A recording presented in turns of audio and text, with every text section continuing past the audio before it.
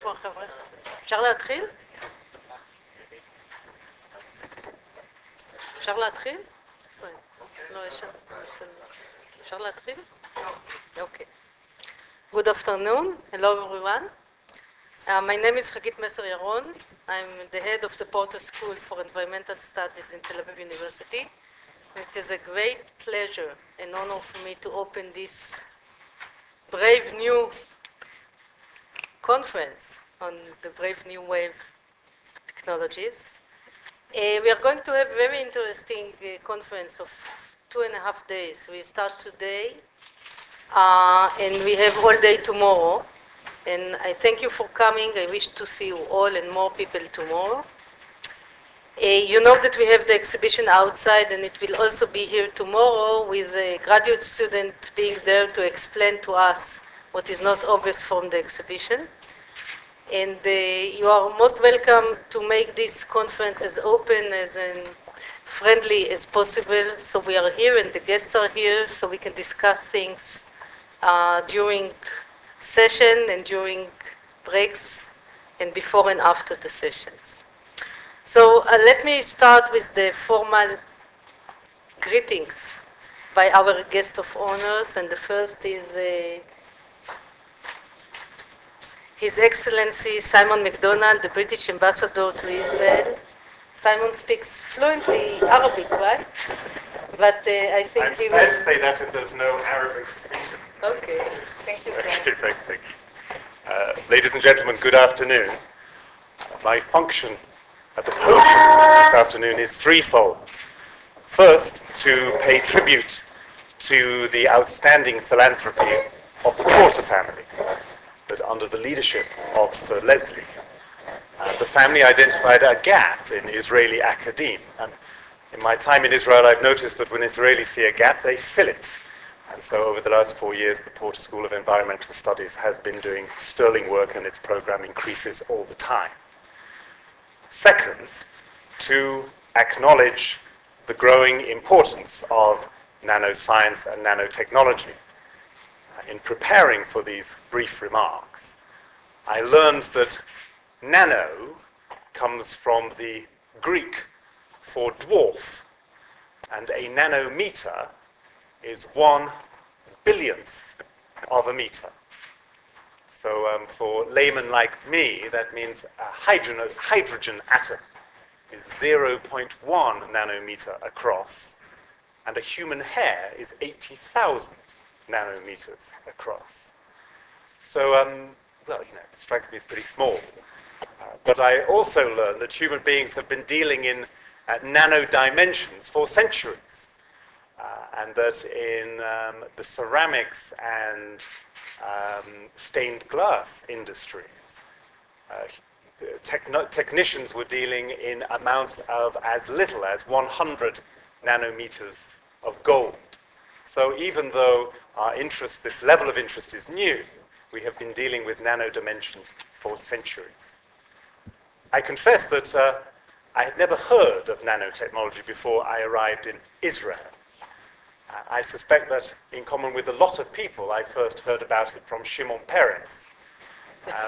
Although much of his interest, I confess, was in its application on the battlefield, he also acknowledged that it could be applied in medicine as well. And I believe one of the technologies already used is in bandages, where there are silver crystals in tiny, tiny amounts which aid treatment. And one of the most promising areas of research is in the delivery of medicine. So this is a practical science. My third function is to say that the British Embassy is proud to be associated with this seminar. Dr. Adi Matan will be moderating at one of your sessions tomorrow, and she is the science attaché at my embassy. But last, I have to confess that I stand before you as an abject lesson in how it takes time for human beings to cope with new technologies. And one new technology that I have still to master is the electronic diary, which I discovered on Friday had double booked me for this 5 o'clock hour. So although I am with you in Tel Aviv University, I am also hosting a party for 200 people in my house. So I think I shall have to disappear fairly shortly. But I wish you all the very best. I'm glad so many are here. I'm sure you will learn and hear a lot of fascinating stuff in the next few days. Thank you very much.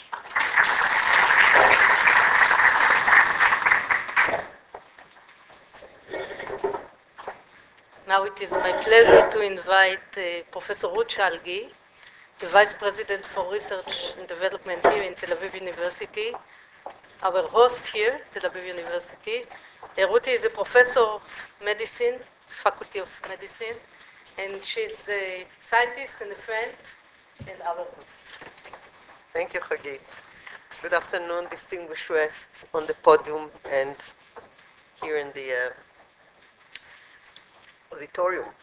The Porter School of Environmental Study, established in Tel Aviv University, is very unique in Israel and encompasses his activities multidisciplinary research and activities. And I believe that today's workshop is a great example for its variety of activities. The title that, who chose the title, Hagit? Neal. Well, today's title workshop, The Brave New World, is taken, as you probably know, from Aldous Huxley's book, which was written in 1931. The book starts in the fertilization room in central London, okay, UK, where humans are bred in bottles and then are machine sorted in the conditioning center during the gestation period, according to their planned future social status. In the book, Huxley presents a perfectly controlled world of utopia and is raising philosophical questions before the society. Now, as you probably know, we already have what we call test tube babies centers that, amazingly enough, started in London in 1978 and evolved since then through introduction of more sophisticated technologies. We do not have yet artificial gestation systems. However, in the light of the current scientific advance achieved in the field of cloning, genetic diagnosis, genetic alteration, the link between Huxley's science fiction novel and the question posted in today's program, freedom of scientific inquiry and society's right to protect the environment and public health, is indeed attention-rivaling. Albert Einstein once said that if he had known that the atomic bomb would be the outcome of his inventions, he would have become a watchmaker. Science is being made by scientists. However, the results of their work, the scientific achievements, belong to the society and affect it, which necessitates a public discussion like the current workshop that we open today. I'm proud that such a workshop is being held by the Tel Aviv University School of Environment, and I wish you all an interesting and fruitful discussion. Thank you.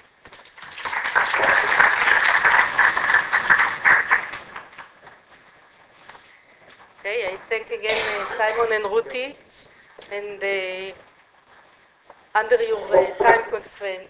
Thank you very much. We understand.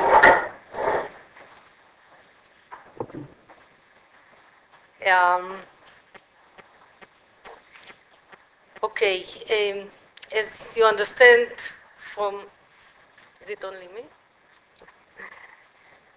From the stationery of this conference, it is hosted by Tel Aviv University, by the Porter School, by the British Embassy in Tel Aviv, and we heard the ambassador, by the Israeli National Commission of UNESCO, and by the United States Israel Education Foundation, which is known as the Fulbright Foundation. Neal Sherman here next to me is the Director General of the Fulbright Foundation. And after I will say a few words, he will moderate the rest of the session. Let me just say that this session and probably since you are here, you know what it is all about, but it's in the junction between science, technology, and society. And just to make it clear, I want to say a few opening words. As we all know, science is about understanding the secrets of life. It's a big words. We are far from being there yet. We have a lot to study and to understand, but there is one thing we know for sure. Life is a gift. Since it is a gift, we need to keep it, we need to purge. One of the major achievements of science is the evolution theory. In 1858, two English naturalists, how comes that we are only talking about it? Charles Darwin and Alfred Russel Wallace simultaneously issued papers proposing a mechanism to explain the relationship between the environment and the biodiversity. I touch environment for the first time because it is related to what we are going to discuss. The evolution theory explains how life on Earth survives under changes, gradual changes on time scale much greater than the generation period of a species. A species will survive environmental changing according to the evolution theory. Indeed, nature took care of the adaptation. There are many examples, and we all know, for example, the problem with the resistance of bacteria to antibiotics. This is how bacteria, which reproduce very fast, can survive antibiotics because of the evolution mechanism. Medicine is about life. It is directly responsible to the life of the individual human being. Its ultimate goal is to maximize the life expectation and the well-being of each and any living human being. Who is responsible for the survival of our species? Who is responsible to the life and the well-being of our next generation? Can we do something about it? This is what our conference is about. Our statement that yes, we can do something about it and we must do something about it. Environmental studies is about life. It is about understanding the environment and studying changes in it and how it affects the life on Earth. The humankind is responsible for technology. Technology is about well-being. Technology causes changes in the environment. There are many examples. We will hear about some during this conference. Most technological changes, however, starting from the 18th century agricultural revolution and to a larger extent the industrial revolution, what they do, these technological changes, usually they accelerate or emphasize natural changes. There are many examples, starting from burning products, including all kinds of byproducts of non-nuclear power generation, and even electromagnetic radiation, which is kind of hazard. It's still a natural change in the environment. In general, the evolution process is efficient in coping with changes which are much slower than the rate of reproduction process of the species. It cannot be trusted to handle human-made global environment changes. So the survival of the human species is at risk. And this is one of the major reasons why we have this conference. Moreover, some technological advancements include products which do not appear natural. The two most significant examples are the GMOs, the genetic modified organisms, and the nanotechnology. And this is exactly the focus of our discussion tomorrow and tomorrow. Such technologies may add risk to life, not only because of the mismatch with the evolution rate of human beings, but also because of unwanted effects on other species. It is the responsibility of us for the next generation to study these issues and to see how and if new technology need to be regulated, and this is what this meeting is all about. So now you know why you are here, and I hope by tomorrow night we have better understanding of these issues. I want to say that the follow-up of this meeting will take place in several places. One, we have here today later the president of the Academy of Science, and he will tell you that in the Academy of Science in Israel, they are going to study these topics. And also in the Knesset, in the Parliament of Israel, the head of the Committee for Science and Technology, Dr. Lea Ness, she is a scientist too. She studies microbiology, I think. And she said that she's going to have a special Knesset meeting committee in her committee in the Knesset about what we are going to discuss here today. So with this, I ask my colleague Neal Sherman to continue from here. Thank you, Neal. Thank you, Hagit. I'd like to add the greetings and the welcome of the United States Israel Educational Foundation, the Fulbright Commission for Israel, to those already expressed. Our foundation manages Israeli participation in the Fulbright program, the U.S. government's leading program of academic exchanges. And we're pleased that this event will include an important input of U.S. expertise and ideas. At the same time, we're also pleased to be partnering once again with the British Embassy and with the Embassy of the Netherlands, as we have in previous events. And since we're running a little bit behind schedule, I'll limit myself to those comments. And now I'd like to call upon our first speaker, Professor George Gray. Professor Gray is affiliated with the Center for Risk Analysis in the Department of Health, Policy and Management in the School of Public Health of Harvard University. He's an expert in the fields of risk characterization and risk communication. And he works on the interface between science and public policy. While applying the tools of science to the analysis of risks, he's very concerned with the policy implications of the findings of those analyses. He appears frequently before the Congress. He deals with issues of science education. All this in addition to the purely technical aspects of his scientific work. Professor Gray?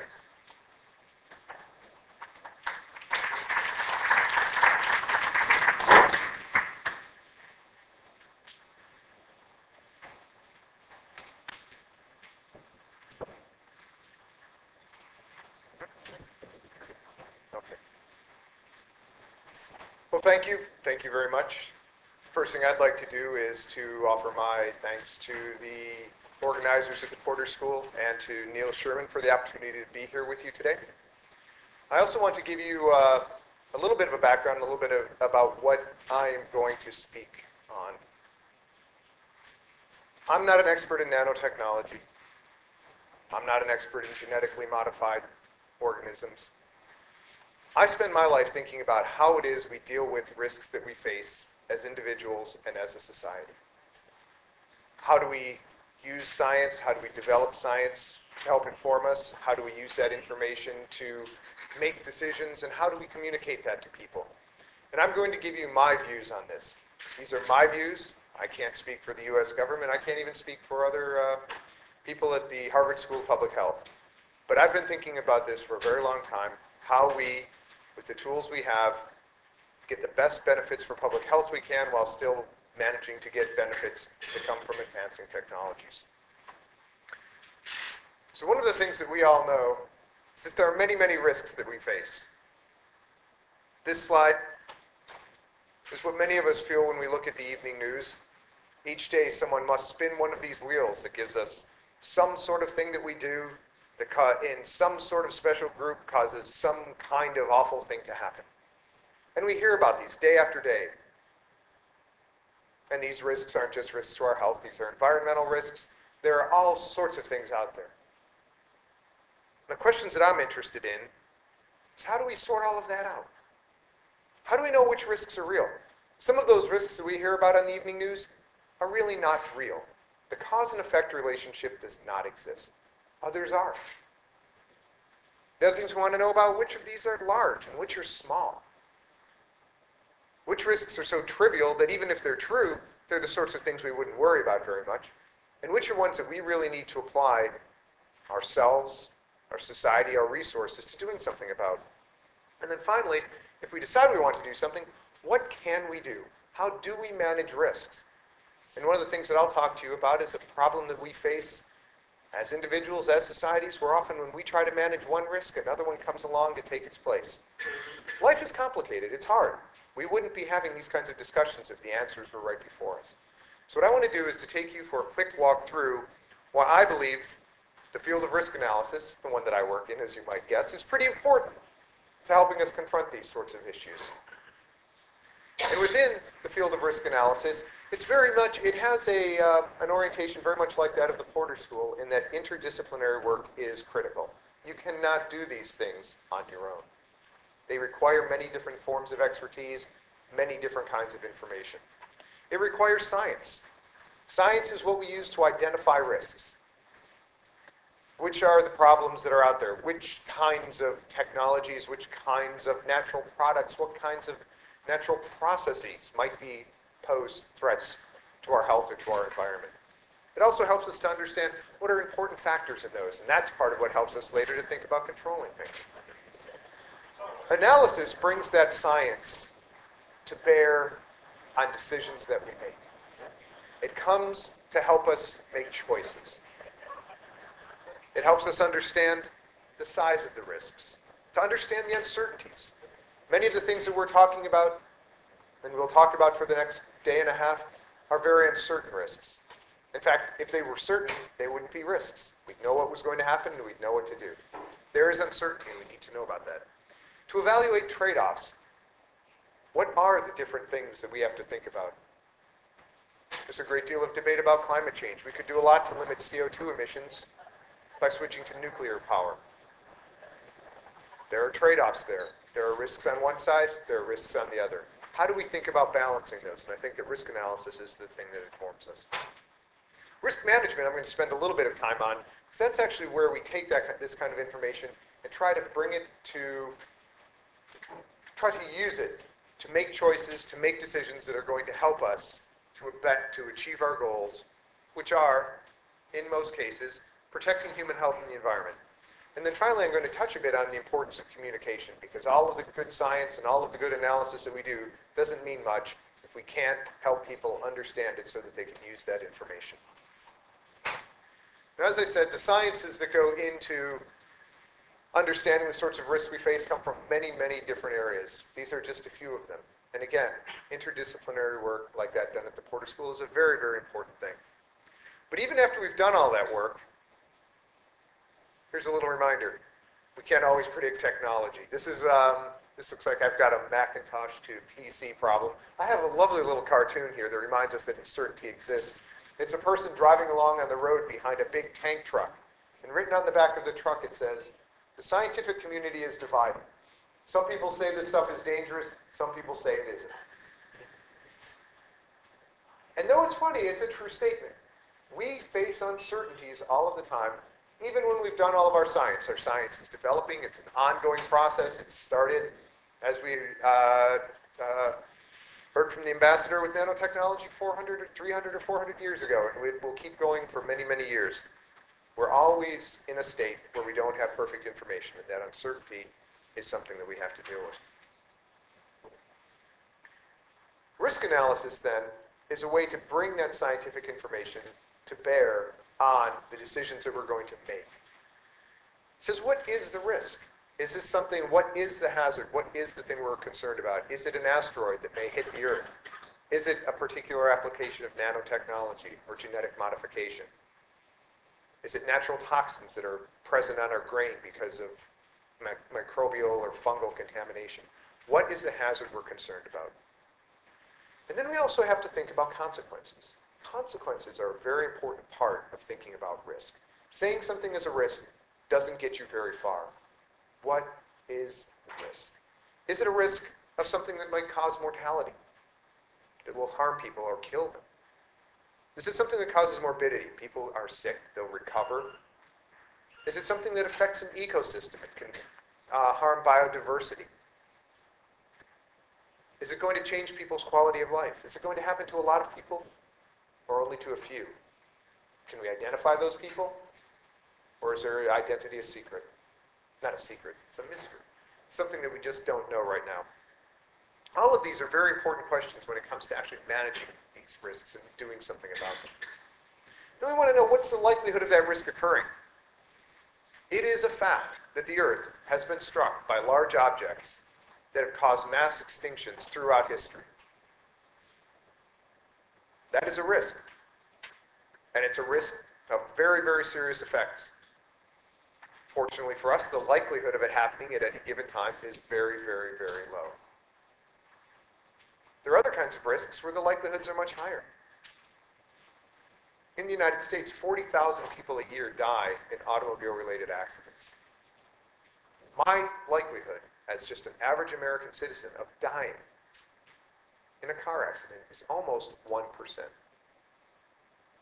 That's a high likelihood risk. The likelihood of the risk is an important part of how we think about dealing with it. And then finally, we want to know what we can do to manage the risk. Is this something that we can manage? Right now, I don't know that there's much we can do about those asteroids or comets that want to hit us anyway. There are things we can do about deaths on the road. That's one of the reasons that there's focus there. Knowing what you can do to manage a risk is a very important part of making a decision of which things we're going to deal with and which ones we're not. Now, there's an interesting question that crops up when we think about these sorts of risks, and this is whether these are risks to human health or risks to the environment. This is a distinction that I make. You may not find this in textbooks or anything like that.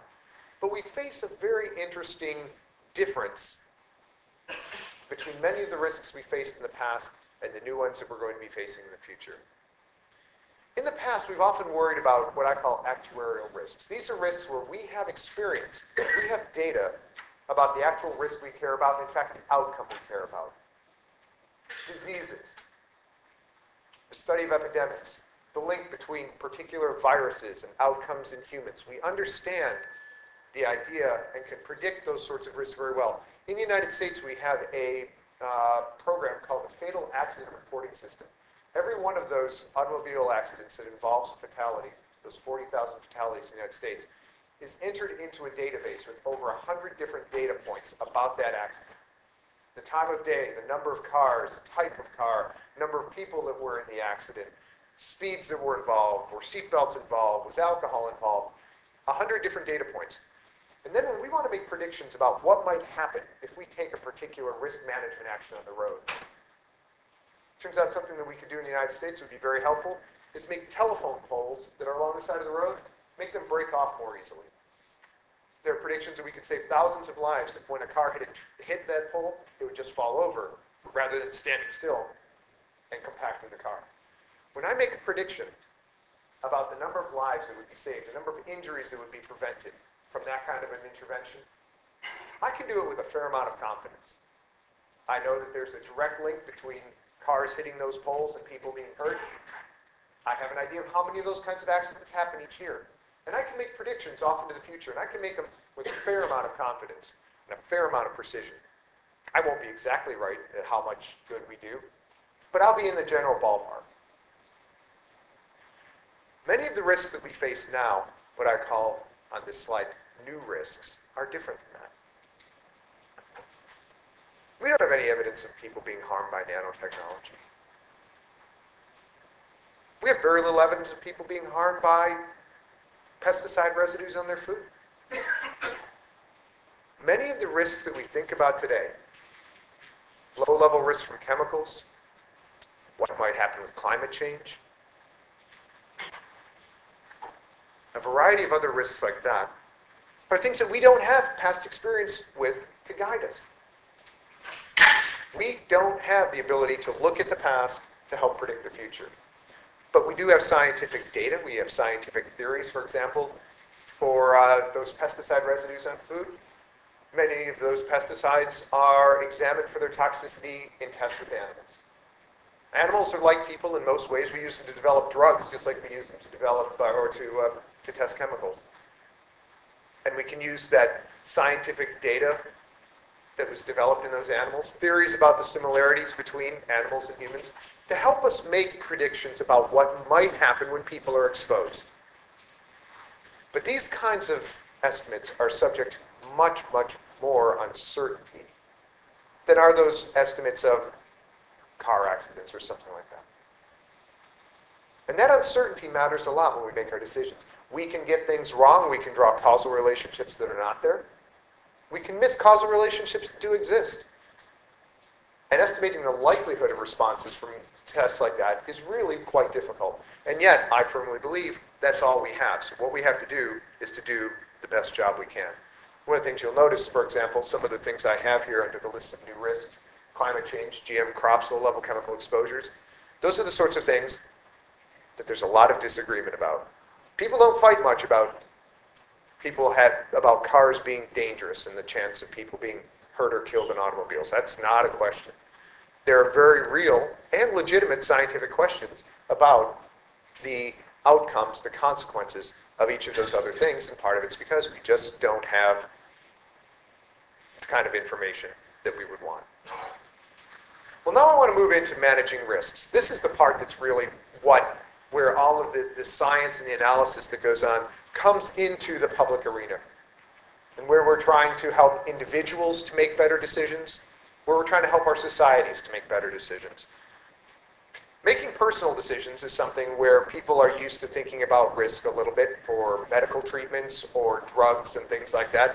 We're used to thinking about the fact that there will be some sort of a benefit to us, but there's always the risk of a complication. There's the risk of of a side effect.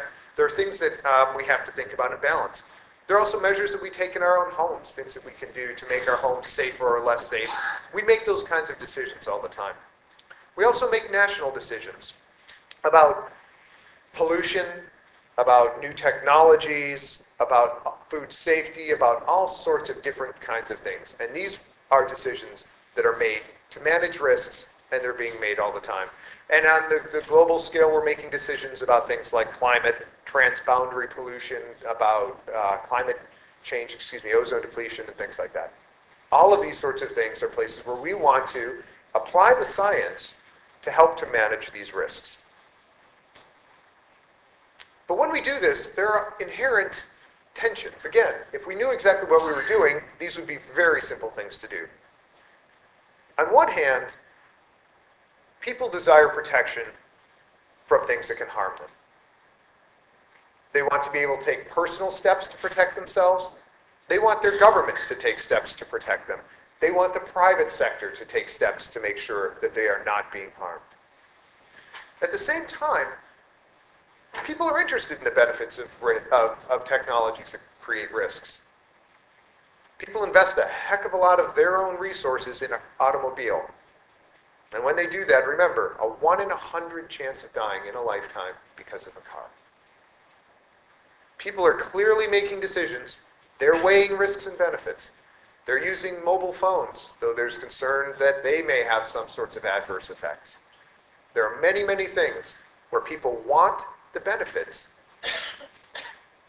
but at the same time want the protections. How do we think about making decisions in that context? What I'm going to tell you is my personal belief is that we have to think about ways to explicitly weigh those risks and those benefits to help make our social decisions. Another reason we have to think about it in a broader context is there are a lot of potential risks to address. That goes back to my first slide. Spin the wheel and you've got something new every day. Our resources to do something are limited. And I want you to remember that resources aren't just money. Resources, perhaps the most important resource that all of us have to think about is people's attention. To make things happen, you've got to get people's attention. And when everything is a problem, nothing is a problem. People's attention is a limited resource, just like money and other sorts of things that we want to apply in these situations. And I happen to believe that if we are careful about the way we analyze these risks, we can identify the places where we can do the most good, and in that way, focus our resources in the way that's going to have the best payoff. Now, there are a lot of ways that people talk about managing risks. How is it that we do something about a risk that we're concerned about? Health-based risk management is something we see in places where there are rules that say you cannot do something that's going to harm anyone. In the United States, our air pollution legislation says we have to set standards for air pollutants that will protect even the most sensitive person from any harm. It doesn't say, can you even do that? It doesn't say, how much does it cost? It just says, do it. Risk-based approaches, which you might guess I favor, try to use this risk information to try and make explicit balancing decisions, often using tools like benefit cost analysis, cost effectiveness analysis, and other things that look at the amount of resources that have to go into managing a particular risk. Technology-based approaches are very popular. Some places, for example, for pollution control, telling people what particular kind of technology they have to put on a smokestack or something is a way to control the amount of pollution that's emitted. Information-based management is something we're seeing more and more of. Countries around the world are developing PRTRs, pollutant release and transfer registries. The idea is that simply by giving people information about the flow of chemicals, primarily in their country, it helps them understand where to put both their own personal efforts to protect themselves and where to apply pressure to try to reduce those risks in their population. And then finally, something I put on this list of risk management approaches, though many who advocate it don't believe it belongs in a separate place, is the precautionary principle. And what I want to do is just spend a couple of minutes comparing and contrasting these risk-based approaches to the precautionary principle as ways to think about the kinds of risks, these new risks, that we are facing. The idea behind something like benefit cost analysis is, it is a way to bring the information that you have, the scientific information that you have together with other kinds of information to estimate how much benefit you get from an action. And that benefit is in terms of reduction of risk. And this can be a reduction of risk of death in the population. It can mean fewer people getting sick. It can be protection. It can be a reduction in the risk of species loss or something like that. It doesn't matter what the risk is. What you're interested in is how much do you reduce it. Very rarely do you make that risk go away completely. What you're doing is taking steps to try and reduce it. And what are the costs of that? And those costs don't just, again, as I said, include money. They also include, for example, what I call here risk trade-offs. One of the things I mentioned with medicines or with drugs, we know that we can give people a drug that will reduce, a vaccine that will reduce the risk of a disease occurring. But we also know that some small fraction of people will have an adverse reaction to that. That's a cost, and that's the kind of thing we want to keep track of. We don't want to be out there using management tools, management techniques that have big side effects. It's not something we want to do. And if we don't keep track of those, we can ignore them. It allows a comparison of different public health investments, or in this case, environmental investments, where we are putting our effort, our resources, which are places where we're getting a lot of return for those resources, and what are places where really we're putting a lot of money into something, a lot of time into something, and we're not getting an awful lot back. In theory, and I'm not an economist, but my economist friends tell me, in theory, the best thing about doing something like benefit cost analysis is that it gets you to a level of what you can think of as an optimal risk reduction.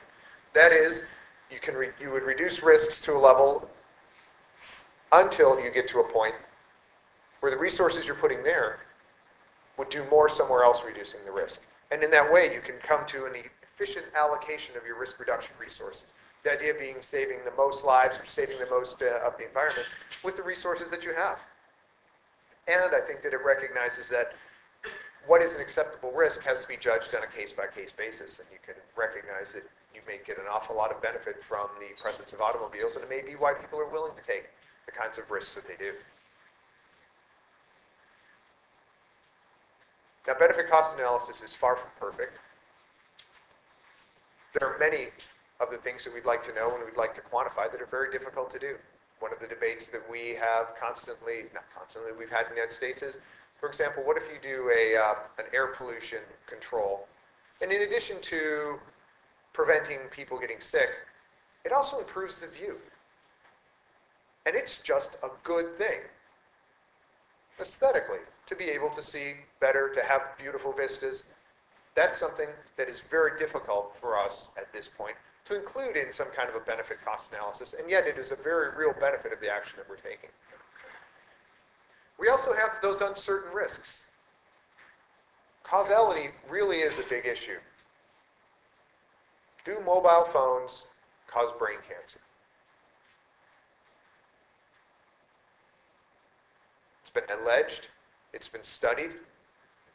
Science cannot ever say no. But we want to know about that causation. We at least want to know how likely it is. My read of the literature and what's out there suggests that risk is probably not real. But causality is an important part of what we have to think about. Do these risks that we're looking at actually even exist? And then secondly, we want to know the likelihood. How likely is it that these things will happen? That last bullet, it makes the basis of decisions more explicit, is actually a pretty... It's an interesting observation. In many cases, in the sorts of systems in which we work, the political systems in which our decisions are made, often people don't want to be explicit about what it is that's at the basis of a decision. What is it that made you make a particular choice? This kind of analysis makes you lay that out on the table. That is a challenge. Let's say to you, we do it every day. We as individuals make risk-benefit decisions every single day. Here's just an example of sitting at a lunch counter. We're thinking about what's in the food, what's good for us, what's bad for us, what are the risks, what are the benefits. We weigh those decisions every single day. How fast we choose to drive, what we choose to eat, all sorts of things are always there for us, and we're making those decisions. I think they're things that we can do, and I happen to believe that being explicit about them is a good way for a society to make its decisions. Now, on the other hand, there are those who suggest that this whole risk management approach is not the way to go. It's framed wrong, it's the wrong question, it's just the wrong thing to do. And they advocate a precautionary principle. Now, it's very difficult to define the precautionary principle. There are dozens of different formulations of it that are available in treaties and in the academic literature and places like that. But the idea is, instead of asking these sorts of questions I've been asking, the whole idea is, if there is something that could be a risk, even if it's uncertain, we need to act immediately. We need to do something. Here's just a little quote I found. Risk management asks, how much harm is allowable? It's a rather uncharitable view of what I've just been saying. Well, the precautionary principle says how little harm is possible. Some view in this world of risk analysis that I've just been talking about, instead of going through the chain of events that I've talked about, that really what we need is simply a way to use the precautionary principle to go from identification of a potential hazard, here's something that could be a problem, and get right to actions. We don't need to do this analysis that I've been talking about. It's hard to do. You may not be able to do it as well as you want. And some suggest, in fact, it's even immoral to think about doing that kind of analysis. Let's just get to action. There are views that these two approaches, actually, that analysis and the precautionary principle, are in fact compatible. This is a quote from the European Commission's communication on the precautionary principle that came out in February of 2000 that actually suggested you have to think about the precautionary principle within a framework of risk analysis.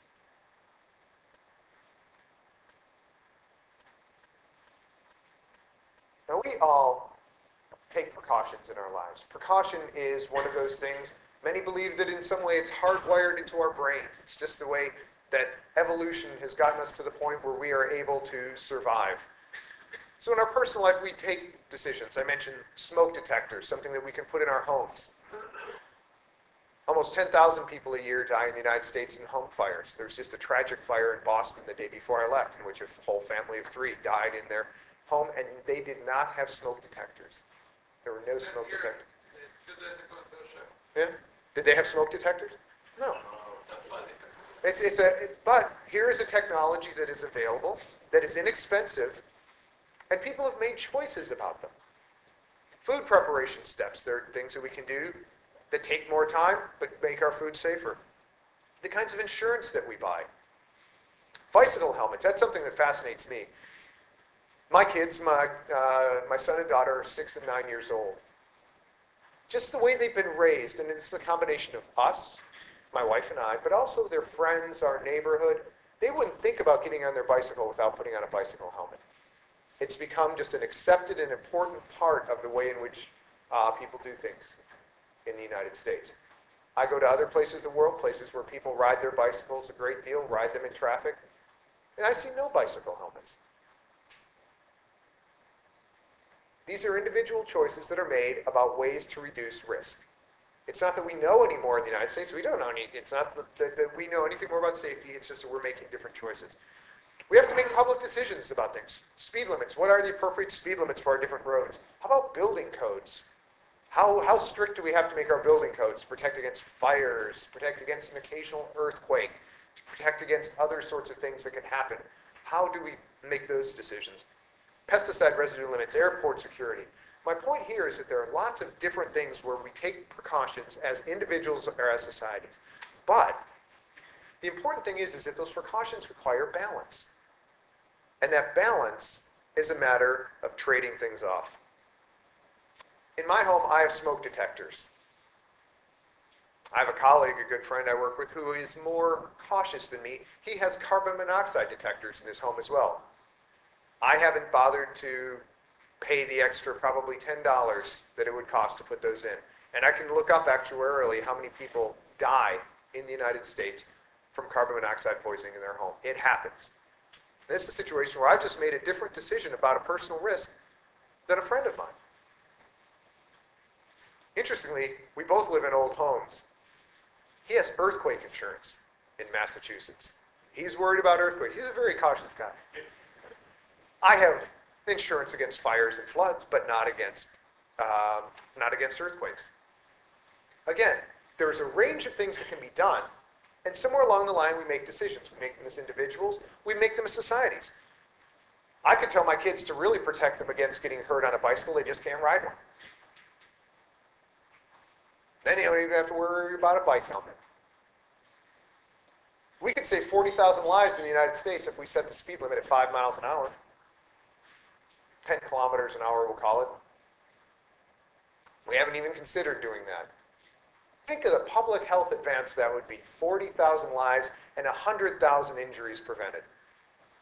And we don't even think about doing it. Why is that?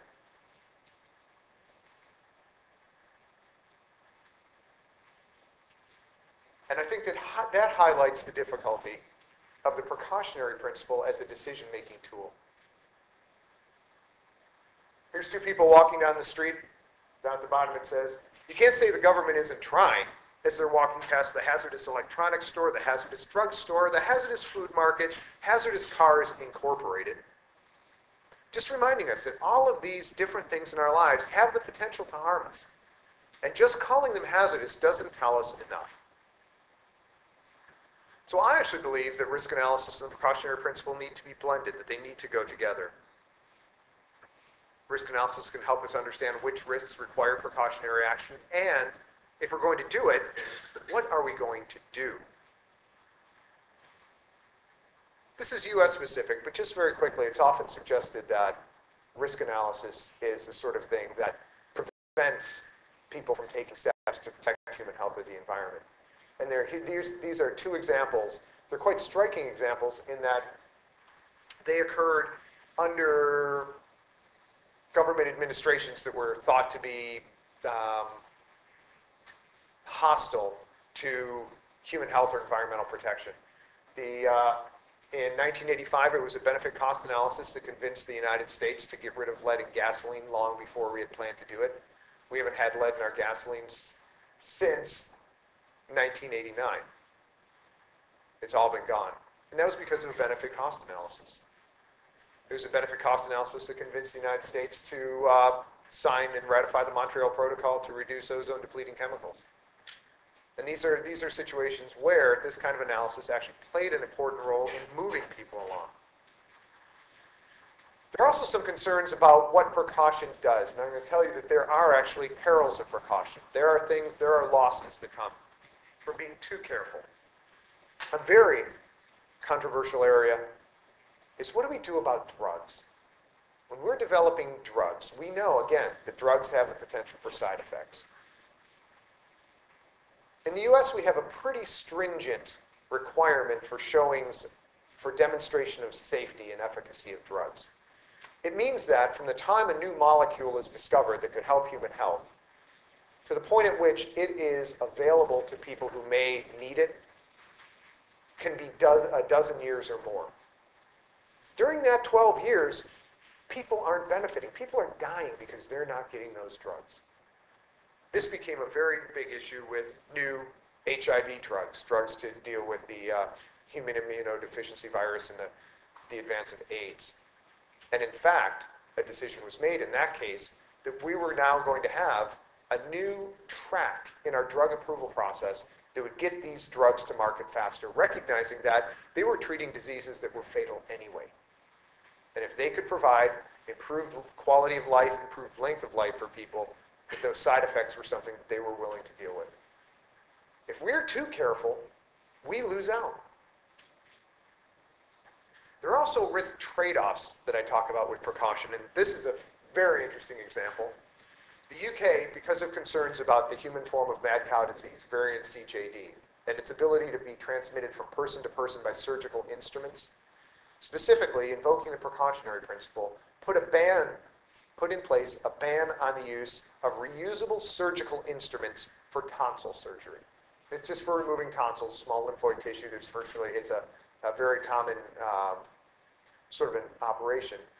Within the first year, mostly because the surgeons had difficulty using the new disposable tools, there was an increase in the number of complications and, in fact, a death that was blamed on the use of those reusable surgical instruments.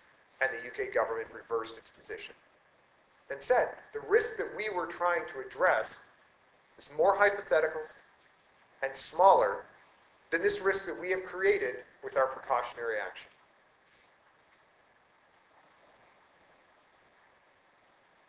These risk trade-offs are something that we're going to deal with in a lot of situations as we go forward. These are really at the heart of many of the environmental and public health issues that we're going to deal with. We've talked about medications and side effects.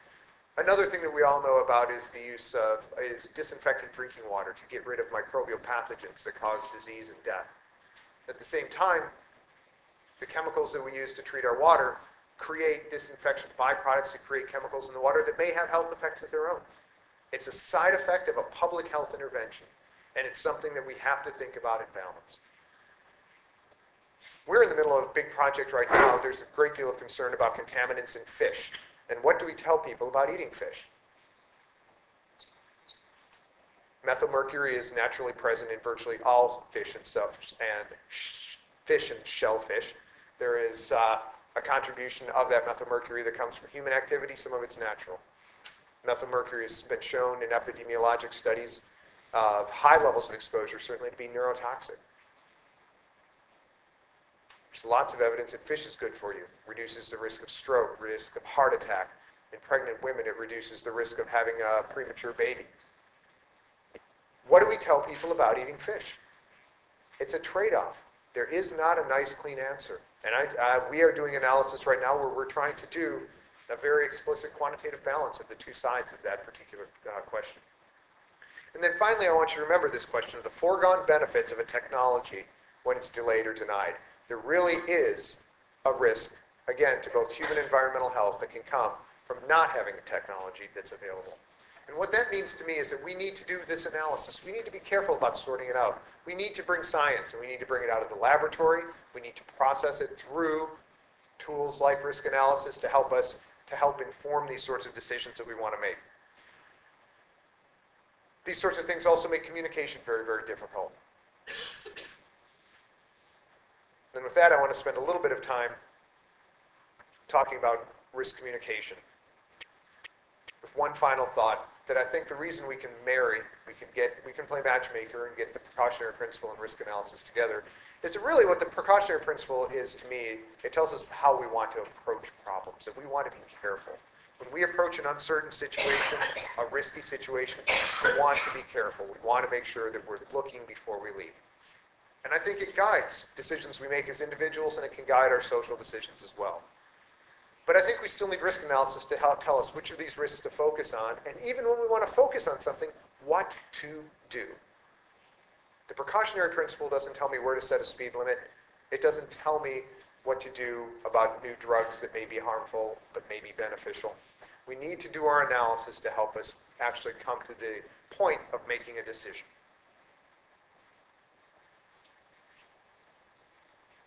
And I think this will get us to a point where we can do a better job of managing many of these risks by bringing these two ideas together. So now, risk communication. I've been spending a lot of my time in this particular area in the last couple of years because I think it's important. I think it's important in two ways. The first one is helping individuals make decisions about risk. Again, this comes to this question of how people not having smoke detectors in their homes, people making good decisions about their diets, whether they should eat fish or not, or what kinds of fish they should eat. But it's also important when we as a society choose to take risk management actions. One of the things that I think we could say almost certainly is true is that many risk management actions somehow influence the general population. When we took lead out of gasoline, the price of gasoline went up. When we restrict people's access to certain kinds of foods, they don't have something that they would like. In order to get public support for a lot of the things we want to do, we have to make sure people understand why we're taking action. We want them to understand the action, and ideally, we want them to support that action. And if people don't understand the basis of our environmental protection decisions, they're not going to be as supportive as if they do understand things. But I'll tell you, it is a difficult thing to do. I like this slide. These are my scientist colleagues. This is the simplified version for the general public, he says. Something that absolutely no one can understand. Communicating the kinds of things that we're talking about, from the basic science, to the engineering, to the analysis, to the economics, is a really hard thing to do. And it's one of those things that a lot of us, I'm trained as a scientist, and a lot of scientists think we're smart, we can just tell people what they need to know. And it doesn't work quite that easily. And I'll tell you why. It's because we often don't take account of the way in which people receive information. There has been a lot of social science research over the last 25 years looking at how people respond to risks. What is it that makes people more afraid or less afraid of particular risks? Excuse me. I'm going to take you through a couple of lists of things that the social science has shown us, the sorts of things that make people more or less concerned. And one of the things I want you to do is file those away in the back of your mind for our discussions tomorrow as we go through talking about nanotechnology, genetic modification technology, and think about where they fit, which of these buttons they might push, and whether they're the sorts of buttons that are going to make people more or less concerned. And one of the reasons that this is important is that it's very clear that in general, the public's perceptions of risks are at odds with those that a scientific evaluation of the risks would suggest. I think that's a problem for two reasons. One is, it can lead people to pay too much attention to certain risks and not enough to others. They can make individual decisions. Fires won't happen in my house. I don't need to get a smoke detector. Those kinds of things, they're just not worth it. It's not the kind of thing that would happen to me. If people don't understand which risks are big, which risks are small, they can make decisions that aren't the best for them. And in addition, they can ask the people who protect them. Primarily here, I'm thinking this is the government. They can ask the government to protect them against the kinds of some risks, some of which are big, some of which are small, and can drive misallocation of resources. So here, when I say mind the gap, I'm thinking about this idea that when there is a gap between people's perceptions of risk and what the risks are, it can lead to losses of public health, and that's a problem. So what is it that makes people more or less concerned? It's very clear that people have much less concern when they feel like they're in control of a risk. This is why automobiles don't frighten many people. When you've got the wheel, you don't feel You feel in control, you feel much less afraid. Think about the difference for you between driving and being in the passenger seat. In the passenger seat, you ever do what I do with my wife? Push on the imaginary brake, slow down. He said, look out, look out. You worry more when you're not in control.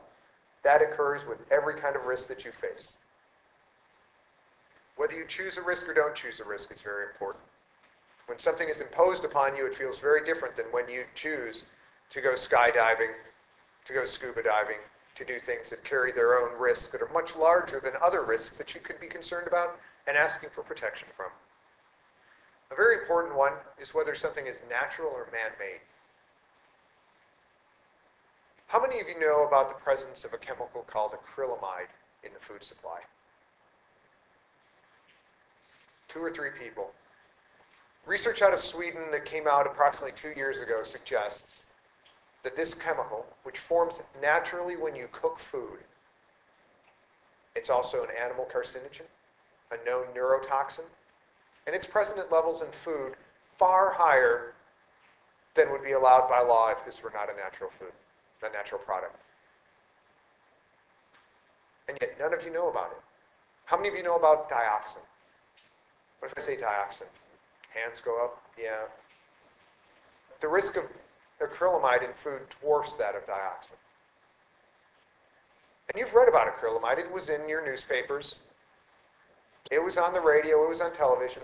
It's a natural risk formed by cooking, making bread, making coffee. And it's something that doesn't stick in our minds. Dioxin is unnatural. It's imposed upon us from outside. And it's a risk that gets our attention and we worry about it. It's a very, and I'm not saying any of this is irrational. I'm saying this is the way in which people think about risks. New risks are much greater concern than familiar risks. Fascinating research was done when Germany discovered its first mad cow, right around in 2001. A survey was done asking people in Germany how worried they were about mad cow disease. 90% of the population roughly was really, really worried about it. They asked the same question in the UK, where instead of one mad cow, they had 200,000 mad cows, and well under 40% of the people were worried. The risk was new in Germany, and in the UK, they've been living with it for 15 years. Just that familiarity makes a big difference in the way that people respond to risks. Is it something that happens to somebody else, or could it happen to me?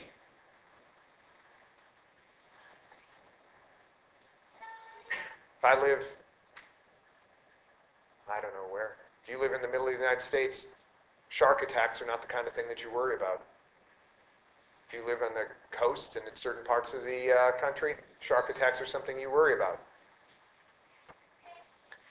Is it something that's considered well known to science, or is it very uncertain? That's an important one, and that's something that is going to be an important issue with the technologies we're talking about.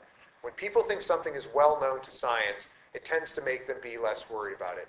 If it's something that's, again, considered highly uncertain, scientists don't know it as well, there's scientific debate about it, it tends to make them more concerned.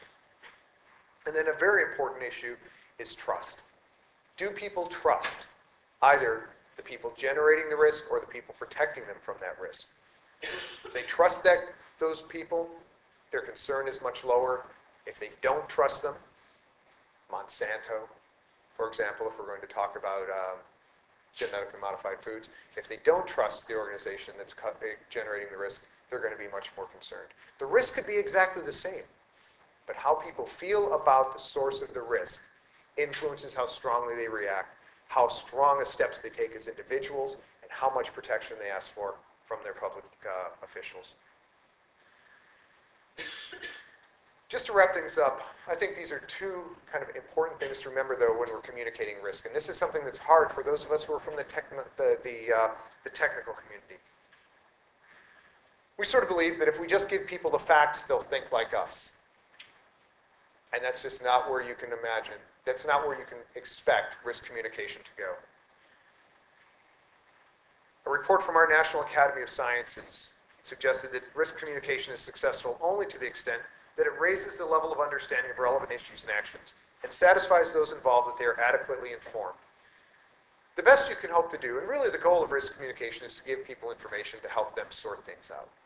And if you look at the second bullet, that doesn't mean they're all going to agree with you. And in fact, you can't go into any kind of situation thinking that you're going to be able to change people's minds. And I think an important thing that we need to do as professionals, as people who care about the environment, is to make sure that we do our best to get people that information. But we have to respect the differences that are out there and the fact that people will come to different conclusions with the same information in front of them. So thinking about these new risks that we're going to be talking about, my personal belief is the science is important. This is the kind of thing that we can't just make rash judgments. We can't just make judgments with very little understanding of what the risks really might be. But we need to understand what the risks are, what are the consequences of those risks, and we also have to understand the benefits, again, so that we can do this kind of balance that we all do in our daily lives and that we expect our public officials to do on our behalves so that we can make those kind of informed decisions. I think something we need to think about, and some people have suggested, is do we need to think about new and different strategies for dealing with these kinds of risks? I happen to think that they'll fit very nicely into the framework that I described, but it may be that something about these risks makes them new and different. And I'll tell you, the communication will be a challenge. We've got unfamiliar, uncertain, man-made technologies that are going to cause a lot of concern for people unless they get the kind of information they want in a way that makes them, well, and sometimes it may be appropriate that it makes them concerned. We just have to, I think, have as a goal getting good information out to the public. So I think just to close, there are a lot of hazards out there. There are a lot of risks. There are a lot of things that we can focus on. We are going to spend the next day thinking about two particular kinds of risks. But we need to remember that if we need good science, careful analysis, and clear communication to help both individuals and society make good decisions. That's my plea, sort of thing that I work on. I want to help individuals make better decisions and society make better decisions. And with that, I'll thank you.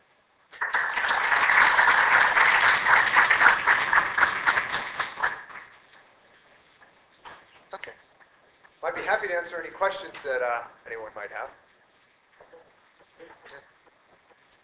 Thanks. You were talking about communicating risk to the public at large. Do you think there's any difference in communicating the same things to policymakers and the scientific community?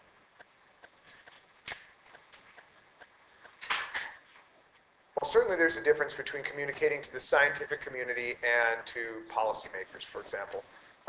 Although the scientific community, remember, one of the things I started with was emphasizing the interdisciplinary nature of many of the problems that we face.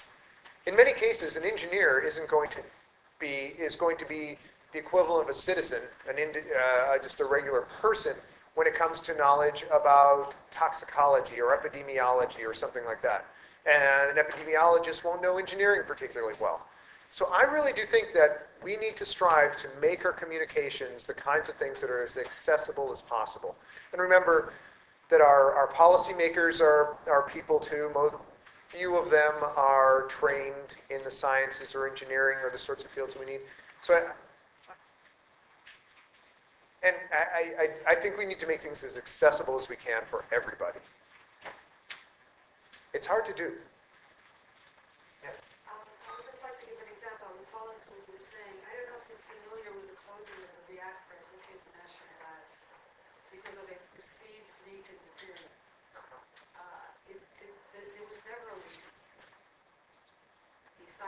There's a very, it's actually crucial for the scientists to be able to communicate with the public because lack of communication brings in the politicians who's really disastrous consequences. Although I think if we want to be really ambitious, maybe we can communicate with the politicians in a way that helps too. But no, you're right. There are plenty of opportunities for situations to get out of hand, and there are lots of examples of that. But part of what that means is this communication part of things also has to be done kind of ahead of time. You can't just spring things on people. This is a kind of a continuing ongoing effort. Yes? Is there any suggestion that more sophisticated, more generally knowledgeable your audience, the better they would be able to handle the risk information? In other words, would it be reasonable to suggest that if we strengthen high school science education, we would then come to a situation where the knowing how to make decisions about science-based risks would be that much better in the population at large? Or is that just too broad of a fact? Well, I think that's kind of difficult. There is some evidence, for example, when people do surveys in which they take groups and they give them here are some risks. Can you rank these according to your concern? And then they take sort of expert rankings of the risks. And there tends to be more match with more educated people. They tend to do a little better, but not a lot. And improving education, and Neal mentioned, I'm involved in a nonprofit organization that's trying to improve environmental education materials in the United States.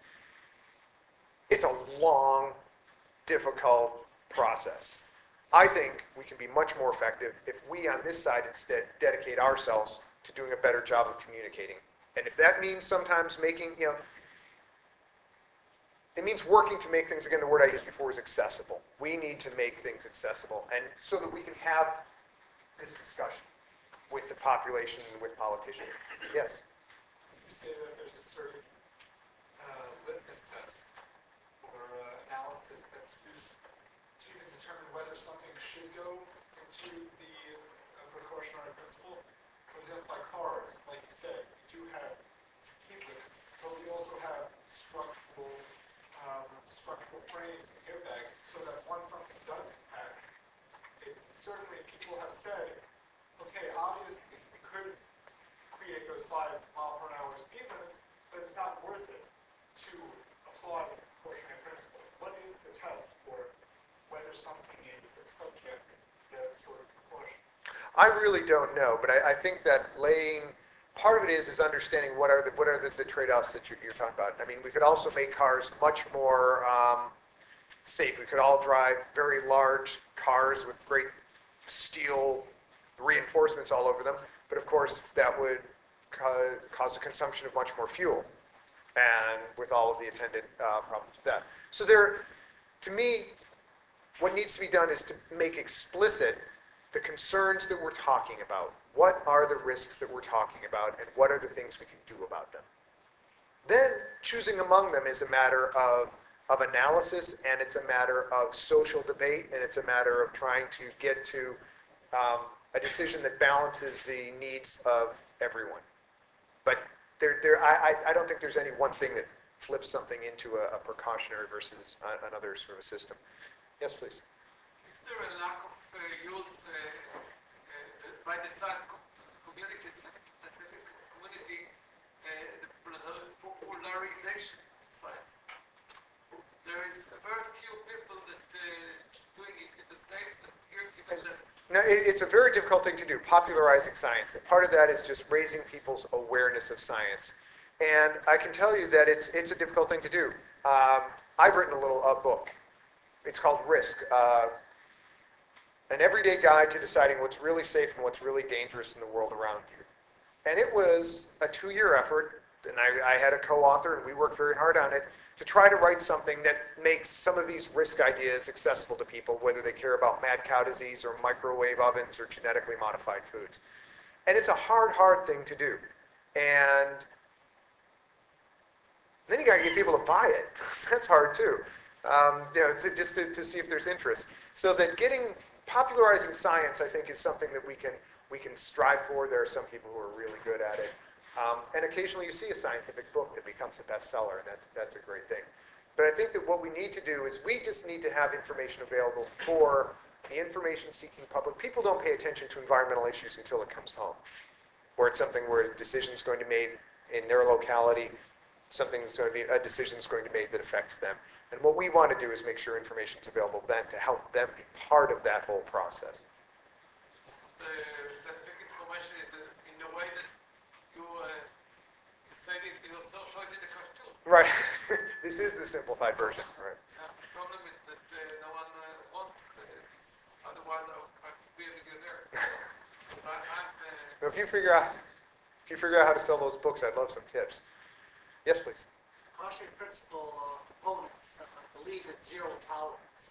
How do you expect them to merge risk analysis with the precautionary principle if those who believe in that say we have to have zero tolerance? Well, I'm not quite sure. When I hear the precautionary principle defined, I'm not sure that it's really well, it's often not that strict. I think that people who advocate the precautionary principle, just like people like me who advocate analysis, we care about getting things done we want to make things better. And I think simply it's a matter of recognizing with the precautionary principle, for example, that there are these sorts of trade-offs that happen, that by taking this action, other things may happen. The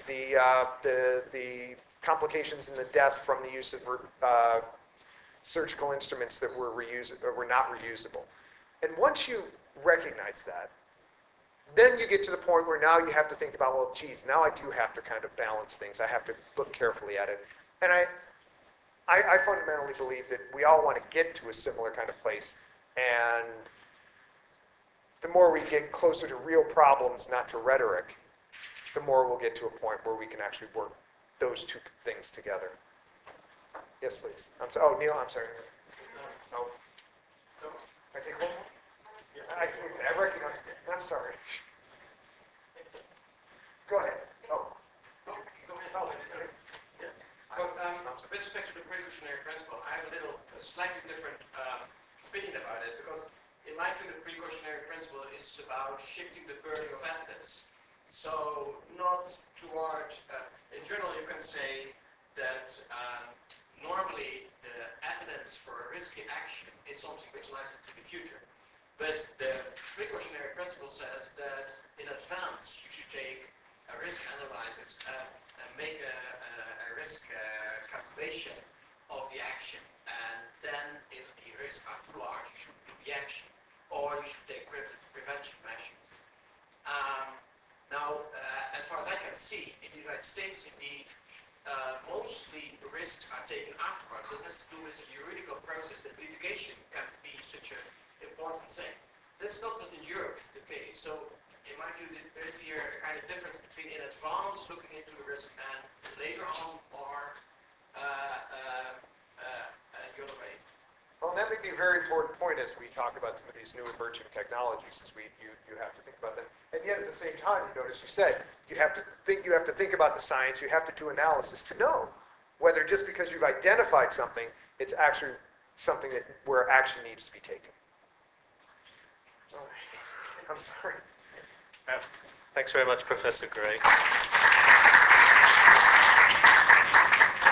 I'm sorry to have to call short the discussion, but as Professor Gray noted, he's presented the underlying themes which will be recurring through tomorrow's discussions. So essentially our discussion will be continuing through all of tomorrow's deliberations.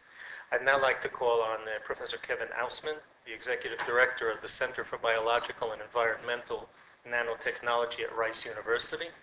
Professor Ausman's trained as a physical chemist, and he'll also be addressing underlying basic issues, though from the in the particular vector of nanotechnology.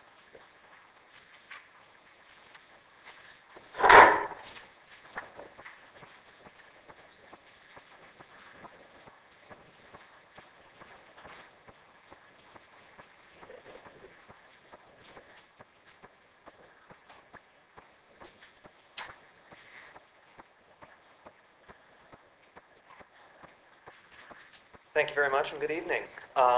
So I am going to cover a number of different areas. First, I want to give you an overview of the CBIN thing, the Center for Biological and Environmental Nanotechnology. Not so much as an advertisement, but just so that you understand the perspective from which my following comments are going to be coming. So I'll go through that pretty quickly. Then I'm going to go into what I mean when I use the word nanotechnology. One of the big problems you have when you get nanotechnologists into a room is that if you get 10 of them in a room, you're going to get 20 different definitions of nanotechnology. And so I'm going to try to clear up our particular perspective on that. The larger picture of nanomaterials and health impacts, going through a wide variety of issues, public acceptance, what exactly nanotech fits into that, what we actually know and what the policy climate is like. And then I'm going to take you through one example that I hope will illustrate how we are taking some of this, the little bit of information that we have, and the ways that that can impact the decision-making process, and where, as in the title, freedom of scientific inquiry fits in. And then you'll figure out what this means once we get to it. All right, so who are we? What do we do? Our center is focused on what we call the wet-dry interface. We're primarily an engineering center. We are primarily taking nanomaterials, this is an example here, and trying to do something in an engineering sense with them for human health or for the environment. And we do that by taking the nanomaterial and combining it in hopefully some intelligent way with biotechnologies. And so this is what we're trying to do. We're trying to create sustainable nanotechnologies for human health and the environment. But what, you notice the word sustainable here. That means that not only are we looking at the applications of a technology, we're also looking at their implications. And what we've identified is that there are certain roadblocks to the development of new technologies. One of them, starting down here, is that nanomaterials are traditionally extremely expensive. Single-walled carbon nanotubes cost $500 a gram right now. So you're not going to build a bridge out of those anytime soon. So we'd like to find good ways to scale that up inexpensively. But what I'm going to be focusing on more tonight is the issue of public acceptance of nanomaterials. There's very little scientific data on the risk. There's very little information on societal impact specifically on nanotechnology and so on. So we're going through, I'm going to go through a lot of this issue, and our focus on it is largely a result of sort of a media firestorm that started a few years ago on the issue. Slicing what we do in another way, we're developing the applications, we're doing basic science, we're addressing those two commercialization barriers, and then a lot of educational outreach activities. This is, to some extent, exactly one of those activities right here. We're trying to foster just the kind of communication about risk that the previous speaker was talking about, and hopefully contributing something to the dialogue there. I'm actually going to not go through that. Okay. Our focus on our nanotechnology focus. This is a definition that's similar to what the United States National Nanotechnology Initiative uses. It's very wordy, but I'm going to call out a few of the words to focus on. Functional materials, devices, and systems. So there are multiple complexity levels. When you think about the public perception of what nanotechnology is, you think about things like Michael Crichton's novel Prey, where you have little nanorobots that are going to end up taking over the world. Well, that would certainly be at a nanosystems level.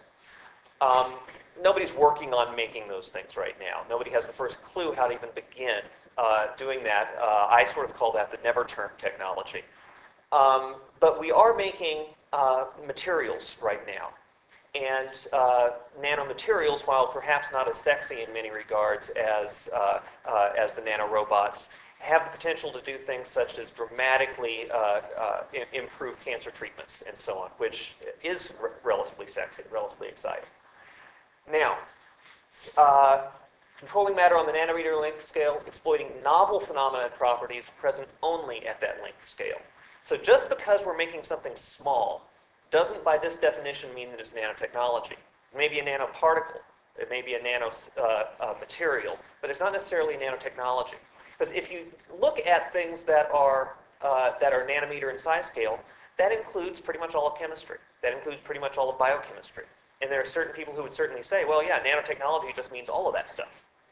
Well, I personally don't feel that usage of the word gives us a reason to use the word. I mean, why on earth would we introduce this new word nanotechnology if it were just a question of being a broader term to encompass all of chemistry and all of material science? So there has to be some kind of new property for me to feel comfortable using this word, and I'll give you an example of that in a moment. Now, but why? Why do we want to introduce this word? And this is my assertion that nanotechnology is the field of greatest promise for new engineering applications across the board for the next several decades. And this is why there's so much interest in the field. This is why there is so much money going into the field right now. And this is based on a pretty simple argument. Engineering, except for software engineering, is about solving problems by building physical objects. You're making something. Well, if you then look at some of those problems that we're trying to solve, the solutions to those problems are often limited by the material's properties. An example from one of the research projects going on in my center is we're trying to make bone replacements for a bioengineering application. It's a tissue engineering project. Well, the polymers, the plastics that are in use for bone replacements have to meet several criteria. They have to be strong. They have to have mechanical properties similar to that of native bone. But they also have to be biocompatible. And there aren't really plastics that exist that meet those criteria. So we're limited in the solutions by what materials properties we have available. Now, you ask yourself the question, what area of inquiry is going to result in the greatest increase in not just the number of materials you have available, but the number of new classes of materials you have available? And right now, that greatest frontier is nanostructured materials. And so, changing this out as nanomaterials, field of greatest promise. That's why there's so much interest right here, is that this is the field that has the greatest potential right now to affect all of engineering for the next several decades. Why? Why does it have this potential? Well, because things are different on the nanoscale. If you look at stuff that's bigger, classical physics determines properties. You have an object, you drop it, gravity affects it, you know what the physics are that are going to govern its behavior. It's relatively intuitive and has been understood relatively well for a long time. Below the nanometer size scale, quantum mechanics determines the properties. Now, this is the mind-bending area where you have wave-particle duality. You have particles tunneling from one place to another without passing through the space in between. Stuff that twists your brain into knots. But it's been relatively well understood and explained by physicists for 80 years. Interesting region right now is the nanometer scale, where it's the crossover. You don't suddenly, as you get bigger, turn off quantum mechanics and turn on classical mechanics. You have a gradual transition between the two. So that means that if you take the same material and just change its size, without changing the chemistry, without changing how you make it, except in how you make the size, you change where you are on this transition from quantum mechanics to normal physics. And thus you can just change the properties, just by changing the size. I guess I don't have my example in here, but a good example of this is quantum dots, cadmium selenide quantum dots. You just change the size of the particle, and you change what color of light it emits. Now, if you have control over the size, that now gives you an engineering knob you can turn as you develop applications. That's the kind of control I'm talking about. That's the kind of property that gives us the reason to claim that this is going to affect engineering in such a dramatic way. Okay, stepping back, that's the nanotechnology part. Let's step back and look at the public acceptance landscape for technologies in general, emerging technologies. There is something that that in our center we call the wow to yuck trajectory. For a lot of technologies, there was an initial wow associated with what it could do for us. If you look at chlorofluorocarbons, they gave us air conditioning and refrigeration. And if you think about the public health benefits that resulted from introducing refrigeration for preserving food, quite dramatic. And so the public was in a great state of wow. Well, then there was the state of yuck that we transitioned to once the issues with CFCs and ozone hole depletion were discovered. To make similar arguments for things like DDT, where in many parts of the world we don't have to worry about malaria as a result of DDT, but now we know it also endangers animals. So in terms of public perception, there's often, for emerging technologies, this move from wow to yuck. What all of these things have in common here is that these are regulated substances in the United States and many places in the world.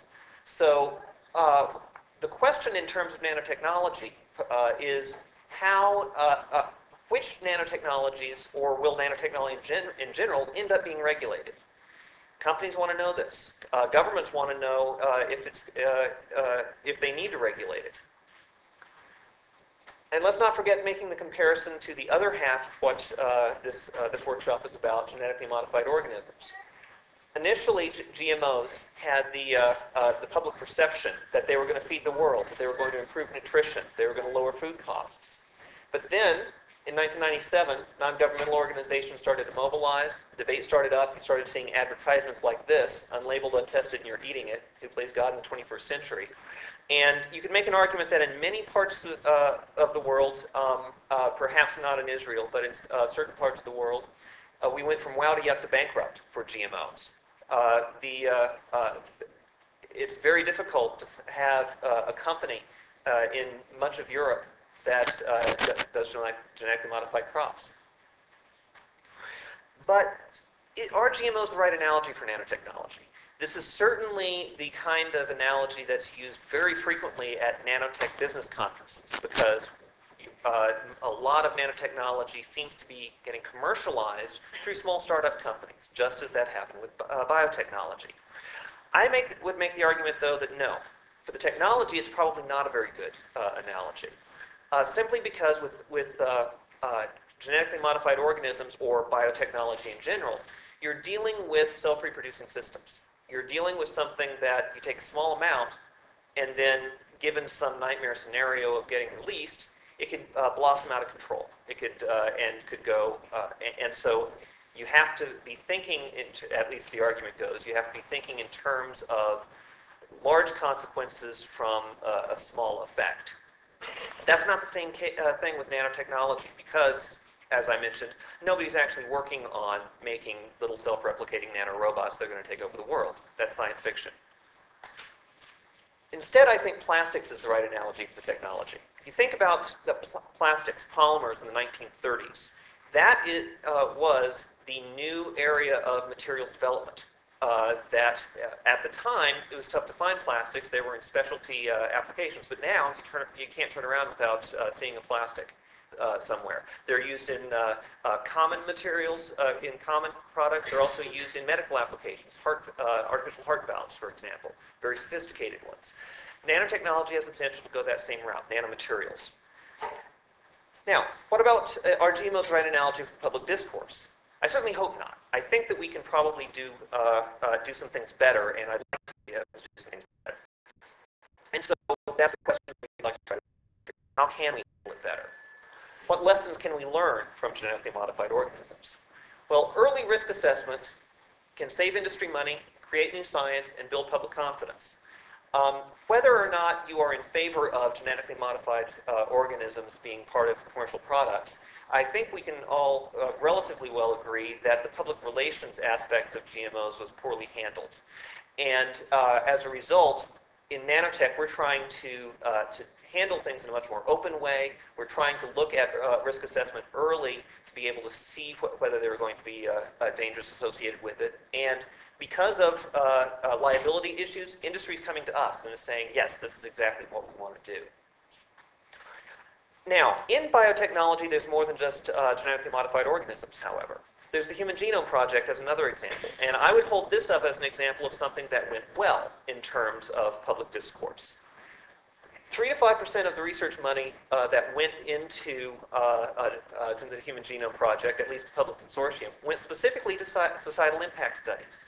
And the research that was going on changed as a direction of the input from the social impacts work.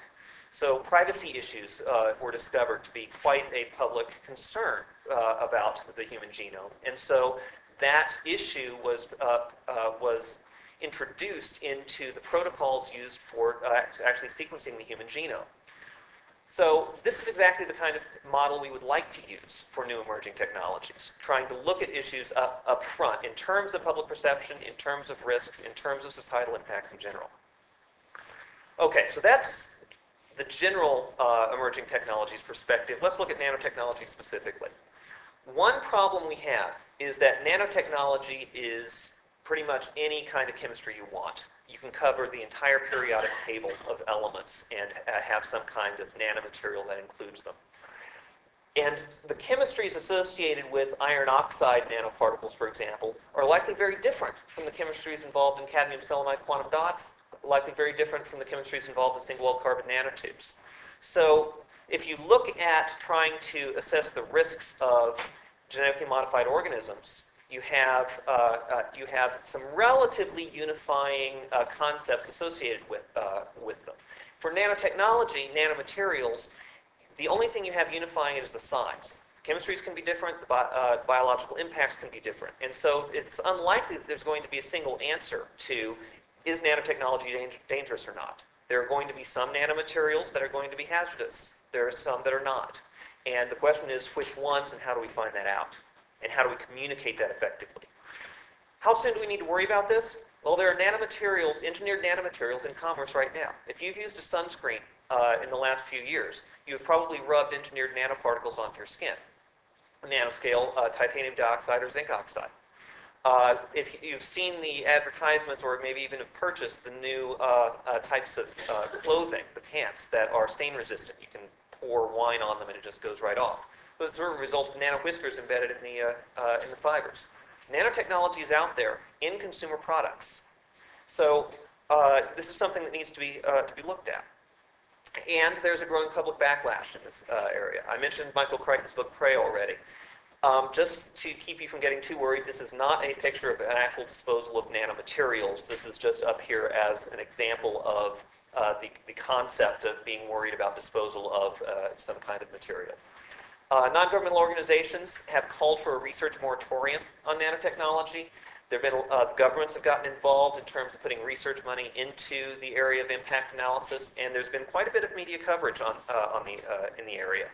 Things like the front page of the New York Times, of the Washington Post, articles on this and so on. So what are the actual issues we have to deal with? Well, I already mentioned the never-term examples of nanorobots in the gray goo. The real issue right now is nanoparticle toxicity. And so Christian Science Monitor had an article in 2003, for example, Big Question for Tiny Particles. This is where we need to focus our energy in terms of real risk assessment. This, however, is part of the public perception landscape that we have to deal with as we try to communicate with the public. So, a conclusion here, assessing, minimizing, and communicating these risks requires new science and thoughtful mechanisms for public engagement. You heard a lot about that in the previous talk, and it was much more lucid on those subjects than I am. Here's some examples of some of that coverage, the media coverage. Washington Post for Science, Nanotech poses big unknowns, front page. There have been protests already against the opening of nanotechnology facilities. This is against the protest against the Molecular Foundry opening up in Berkeley. Some of these signs read things like, no nanoparticles in my water. So this is an issue that is capturing public attention in some places. But how real are these issues? One of the trade magazines for nanotechnology is Small Times. And they had an article where an author took a cosmetic product that has nanoencapsulates in it and then tried it and kept a diary of her impressions of it. Things like, my eyelids itch, or the nanoparticle is going to penetrate clear into my eyeballs. Call me a wimp, but I needed a break from this strange stuff at day 5. Turns out that this particular cosmetic has been on the market for quite a while, just hadn't been marketed as having nanoencapsulates in it. None of these effects had been documented before. This is pretty much a result of the placebo effect. But this is part of the public perception landscape we have to deal with, of the risk communication landscape we have to deal with. Okay, so what do we actually have to deal with? What do we actually know in terms of nanomaterials and their health impacts? Well, how much is known about the environmental health and safety issues of nanoparticles? We need to do some subdividing here. There are different kinds of nanoparticles. One class of nanoparticles are natural nanoparticles. There are a lot of those. This is a picture of a volcano erupting. Lots of nanoscale particles in that. Here's some examples: volcanic ash, forest fire smoke, mineral composites. There are a lot of naturally occurring nanoparticles. Now, anthropogenic, meaning produced by human intervention, there are several subcategories there as well. There are incidental nanoparticles. Here, it's kind of blurry, but this is the tailpipe of a car. Diesel exhaust is one of the largest producers of environmental anthropogenic nanoparticles. Here's some further examples. Sandblasting, mining, producing things like this. But what I'm really interested in here are engineered nanoparticles. This is the nanotechnology aspect, not just the particles that happen to be tiny aspect. Here are some examples of these. There is a fourth category that I don't have up here that I am calling nanopowders. The reason I'm not putting it up here in the same way is that because of these numbers, looking at the peer-reviewed publications that we've been able to find on toxicology of the particles in these various areas. Natural nanoparticles, over 500 out there, so there's a relatively large amount that's known. Incidental nanoparticles, there's a huge amount that's known. The literature base for this is gargantuan. For engineered nanoparticles, very little information. I'm not including literature numbers on nanopowders, which are things like carbon black, which are things like fumed silica, which have been around for quite a while and basically have been produced simply to have large surface area or small particles without really having good control over them. Largely because there's a lot that's known about these, but the literature survey doesn't give you a good feeling for that knowledge because a lot of that knowledge is held within companies. So if that's the case, I'm sorry, let me back up here. If there's very little that's known about engineered nanoparticles specifically, what can we infer about them from these other categories? So we need to do a comparison. On the left, we have incidental nanoparticles. On the right, we have engineered nanoparticles. Notice the differences here. On this side, there are lots of different sizes involved. The same thing can be said for the surface chemistry or the bulk chemistry. So you're going to have impurities. You have ill-defined surface chemistry. Over here, they're all nearly identical. That's because they are engineered. That's because we as nano-engineers go in and decide, I want them this size. I want them with this surface chemistry. I want them with this bulk composition. And we do specific chemistries to make that happen.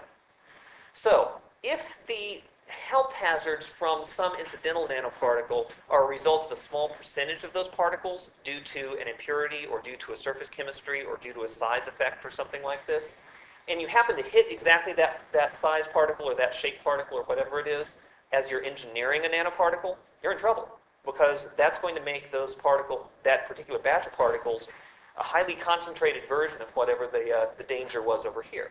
On the other hand, if you don't, then you're dealing with something that's significantly safer than these over here. The main issue here is that for engineered nanoparticles, because we are engineering them, if we can generate a good understanding of the principles that govern health impacts, we can use that knowledge to guide the development of those engineering applications. So, what are some of the things we know from foreign particles in general? Autoimmune diseases, we know, can be a result of particles in general. So wear debris from orthopedic implants is a good example of this. We can have tissue damage and other types of diseases that result from breathing in particulate matter, silicosis, asbestosis, black lung disease, things like this. So this gives us some kind of guideline that we can use to start looking at engineered nanoparticles and try to determine, are these same things happening with those? So we have some directions we can go. We don't necessarily have a lot of data yet. But the general conclusion we can make is that, in general, incidental nanoparticles don't seem to be benign. They seem to have health impacts of some kind. So we would not necessarily want to assume that engineered nanoparticles would be benign. Now, what's the current policy climate for these nanoparticles that we're going to be generating, that we're now generating? Okay. This is an excerpt from something called a Materials Safety Data Sheet, or MSDS. This is a document that is sent with chemicals by the manufacturers or the distributors that contains health information, hazard information, and so on. A typical use of this is so that firemen, when they go into a building that has chemicals in it, can look quickly, see what kinds of hazards are associated with the chemicals that are in there, and know do they have to wear special respirators or things like this. And they also have disposal guidelines and these sorts of things. So this is a standard kind of document associated with health and safety of a chemical or a material or a product.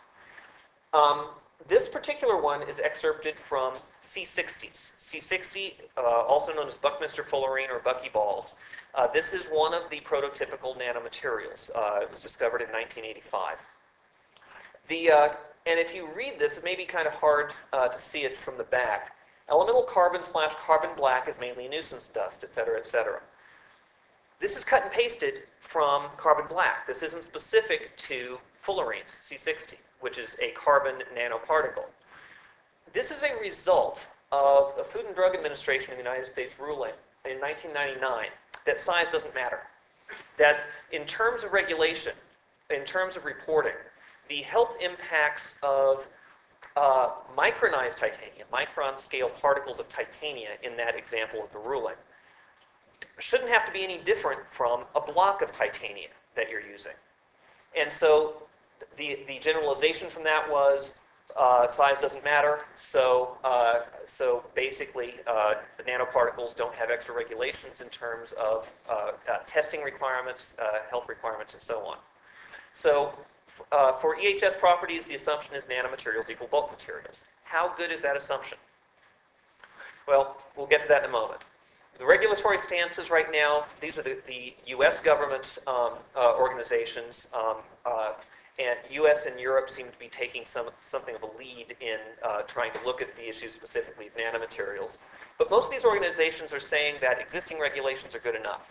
There may be some work that needs to be put into figuring out how to apply them appropriately, but you probably don't need extra new bulk regulation.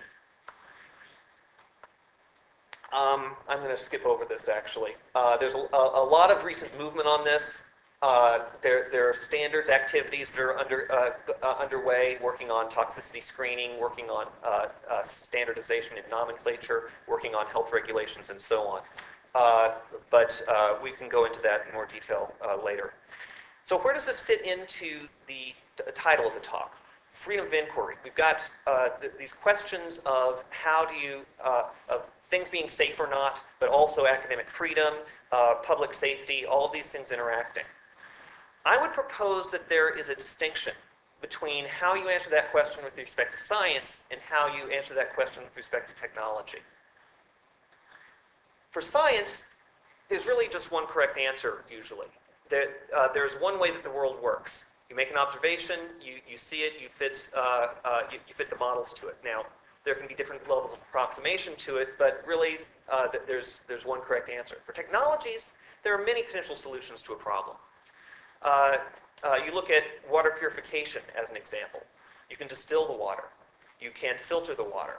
You can have chemical additives you put into the water. There are lots of different ways to solve the same technical problem. Now, being optimistic, somebody's going to discover the science at some point. Somebody is going to develop a way to solve the problem at some point. But because there's only one correct answer here, the question becomes, is whatever that is safe? Is X safe? For the technology, I would propose that the question is instead, how can we make it safe? I would propose that because this is a question of engineering, and because we can design the applications ourselves and how we solve the problems, the question instead of just, is it safe, should be, how can we make it safe?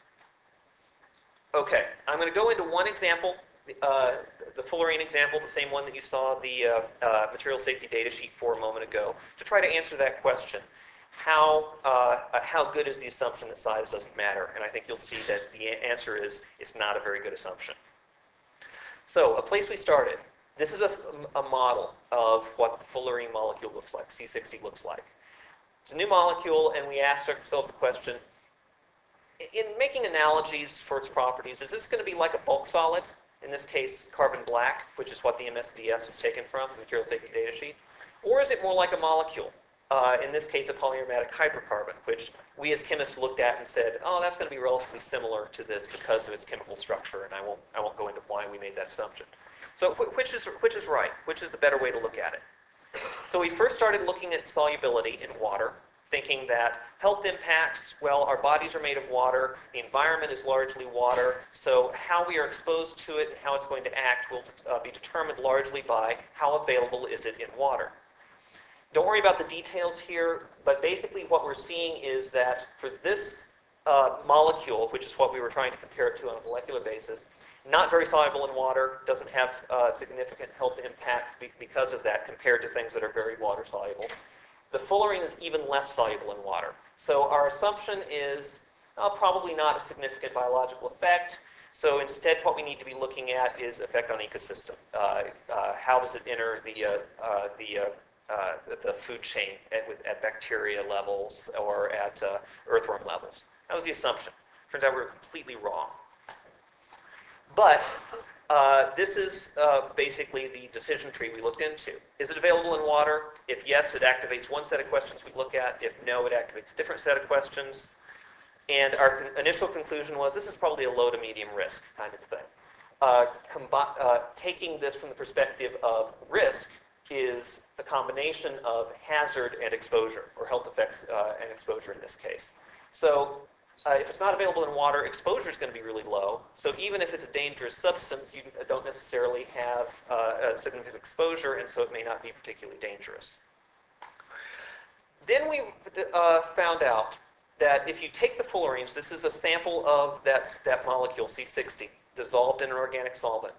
You add water to it and get rid of the organic solvent. Think of like gasoline, and you're getting rid of the gasoline.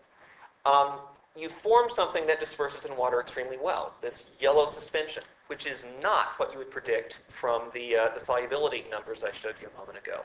This is basically finding that these fullerenes, which shouldn't go into water, just like oil and water don't mix, is going into water in some form. And this is a blow-up of an electron microscope image showing what it looks like when it does that, which is relatively unusual for this system. But the upshot, I won't go into the details, is that water solubility is not the same thing as water availability. This stuff that we thought was not going to be in water is available in water, even if it doesn't dissolve. So it's very easy to make this. So this is going to end up being the predominant form of this molecule in biological environmental systems. So we were wrong. We now need to look at toxicology a little more seriously. And it's completely different from what we see with molecules. It's also completely different from what we see with bulk materials. So for this nanomaterial, our first lesson is that engineered nanoparticles can have unique properties. You can't, in all cases, make analogies from other systems we're more familiar with.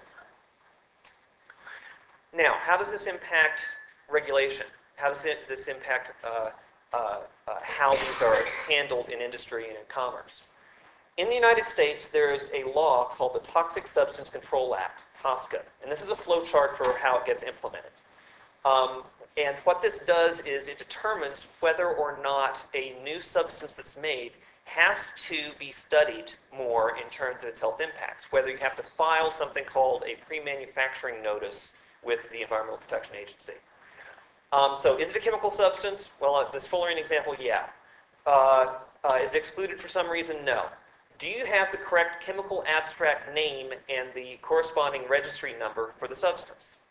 Well, we have a number for the fullerenes, C60, these individual molecules.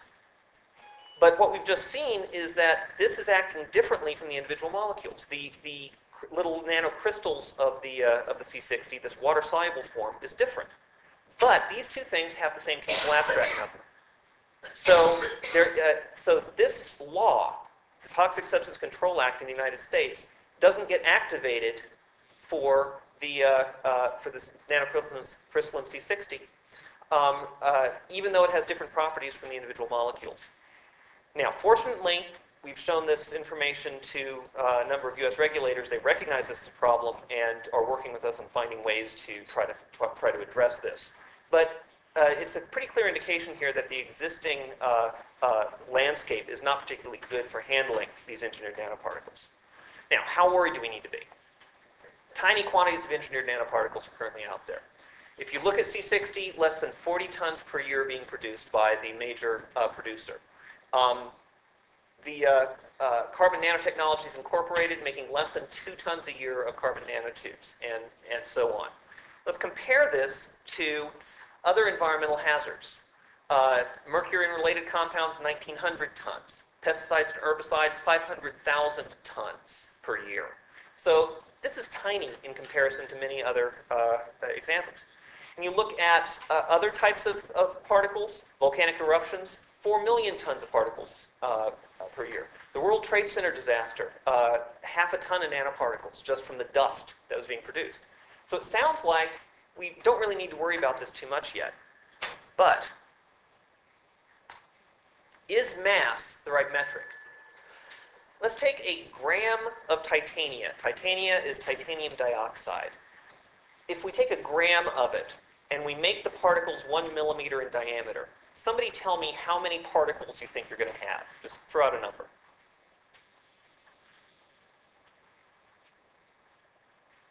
Anybody? So a gram, small amount, each one's a millimeter in diameter. How many particles do you have? Nobody wants to go out on a limb. What's that? 1,000? Only 54. Not very many. Now, let's make them a micron in size, okay, which is 10 to the 6th meters, 10 to the minus 6th meters, so 1,000 times smaller than this. How many particles are you going to have? Well, actually no, because that's 1,000 times smaller in one dimension, and you're now dealing with more than one dimension. You're actually going to have 10 billion particles. Now, if you make them 10 nanometers in size, so now we're looking at nanoparticles instead of micron particles, how many particles are we going to deal with? For still 1 gram, 10 nanometers in diameter. Anybody want to guess on that one? 10 quadrillion. So, is mass the right way to look at potential hazard, or is it number of particles? Is the particle going to be acting independently? Interesting question. Or maybe it's surface area, because the surfaces are what interacts with the biological system. And as you can see here, as the radius of the particles goes down, the surface area goes way up for a given amount of material. A gram of nanoparticle powder has the same surface area as this room. Small amount, same surface area as this room. It's huge. So, the mass numbers I was showing you earlier, that may, where we're saying, oh, there's not much out there. Well, only if mass is the right metric. There may be a lot out there if it's not the right metric. And most toxicologists, unfortunately, look at mass as the appropriate metric for determining how toxic something is. So, comparison to GMOs. GMOs are particularly worrisome because, as I mentioned earlier, reproduction can magnify a small release.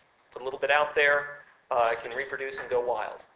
Nanotech, however, can be worrisome because a small release can have a large effect. Okay. Now, this is a particularly important set of data, so I'm going to go through it in some detail. I know that not everybody out in the audience is a scientist, but I promise you that this will make sense. It gives us what's called a dose-response curve. We are looking at what fraction of cells in a petri dish cell culture die when you expose it to a particular toxin, where toxin doesn't mean it's toxic, it just means that's the thing you're testing to see how toxic it is. Okay. This graph down here is low concentration, 10 to the minus 1 parts per million. Next highest concentration, next highest, and next highest. So, little of the toxin, a lot of the toxin. This is what fraction, what percentage of the cells die. So if it's a small bar, very little dies. If it's a big bar, a lot dies. This is what you normally expect to see. This is the row for paraquat. It's also known as methylviologen. It is an herbicide, so it's designed to be toxic to some things. So what you normally expect to see is at low concentration, not much dies. As you add the material, more and more dies. So increased concentration of a toxin, more things die, makes general sense. This is the curve, this is the toxicity data for the nanocrystalline C60 I was showing you earlier. Even at the lowest concentrations, to do a comparison here, very, very toxic, cytotoxic. There's a distinction between toxic and cytotoxic, but very, very cytotoxic. So this had us somewhat worried. This is showing exactly what was on the previous slide. A small amount may have a big impact. But if we take this same material, the C60, and do a chemical modification to it, which in this case is adding something called hydroxyl groups all over the surface, we make it so non-toxic that we can't even add enough to the cells to kill half of the cells. So there's a simple chemical process to go from something that's really toxic to something that's not. Now, the main application for C60 that this company, Frontier Carbon, is making this stuff for is for fuel cells. Well, if you do this and make this derivatized, this modified fullerene, it won't work in the fuel cells anymore because you've changed the electronic structure. But the people who are using the fuel cells aren't in direct contact with the insides of them. I mean, except for the workers, and you can who are making it, and you can protect them in other ways. But the people who are using a car that might be fuel cell driven isn't touching the insides of the fuel cells. So what you can do, and what we're talking to this company about doing, is have a post-processing step where you take the fullerenes, and then before you dispose of it in a landfill, you do a chemical processing to it so that you turn it into this non-toxic material. That's an example of what I was talking about earlier, where you can, because this is engineering, rather than just looking at existing products or particles, we can design in ways to render them safe. So, second lesson, surfaces really matter. That derivatization I showed you before, where we were adding all these hydroxyl groups on the surface, is changing the surface. It's changing how the surface interacts with the biological system. Now, if surfaces matter so much, how constant are the surfaces? Well, unfortunately, we have discovered that a lot of nanoparticles, including the fullerenes, can be changed by relatively easy environmental chemistry. Also, proteins can absorb onto surface very easily. So I mentioned before the autoimmune diseases from wear debris and prosthetic implants. So if you have, say, an artificial kneecap, and it wears down and particles come off of it, enters into your bloodstream, what happens is that a protein that's supposed to be in your body sticks or adsorbs onto the surface of this particle. When it does that, it changes its shape, its conformation. And now, the immune system of the body doesn't recognize it as something that is supposed to be there, because it's now in a different shape. So it says, oh, I better generate some antibodies to fight this thing. It takes in the protein, it comes off of the particle, so now it goes back into its normal configuration, and then the body now starts generating antibodies to something that's supposed to be in the body. It's called an an autoimmune response. And so this is true for most particles. Proteins will adsorb onto the surface. Nanoparticles are particularly worrisome because they've got a lot of surface, if you remember our previous slide. For a given amount of mass, there's a lot of surface. And so this is something we need to look at. So our lesson number 3, particle surfaces can and will change in environmental systems. So nanomaterials are going to be unique. Surface is key to engineering and biocompatibility, but we've got to be really careful to examine how those surfaces change. So those are the 3 main lessons I want to take away here. Now, how generalizable is this? I showed you some data on one nanomaterial system, C60, Buckminster fullerene. That's this one. Well, this is an example of a completely different kind of nanomaterial, long tubes. This is another kind of nanomaterial, which is a polymer, a plastic, with nanoscale holes in it. This is another kind of nanomaterial, which, if I remember this one correctly, is iron oxide nanoplatelets. So little, or maybe these are rods, I don't remember. I can find that out if anybody really cares. Very, very different. And all of these properties I've been talking about, how it acts biologically, can depend on size, shape, bulk composition, surface chemistry, contaminants, a lot of things. We can't take the data you just saw about the fullerenes and generalize yet to nanomaterials in general. We just don't have enough data to examine all of these properties. So take-home messages here. Nano is not necessarily equal to macro. It has a lot of implications, definitely for risk assessment. Handling disposal guidelines, certainly. what applications we should develop and how we develop them, and business plans.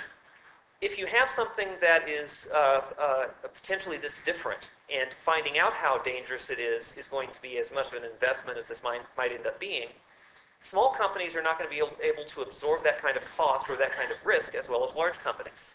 So business plans are significantly affected by this. We need a lot more data to be able to find the trends, to be able to predict what's going to be happening.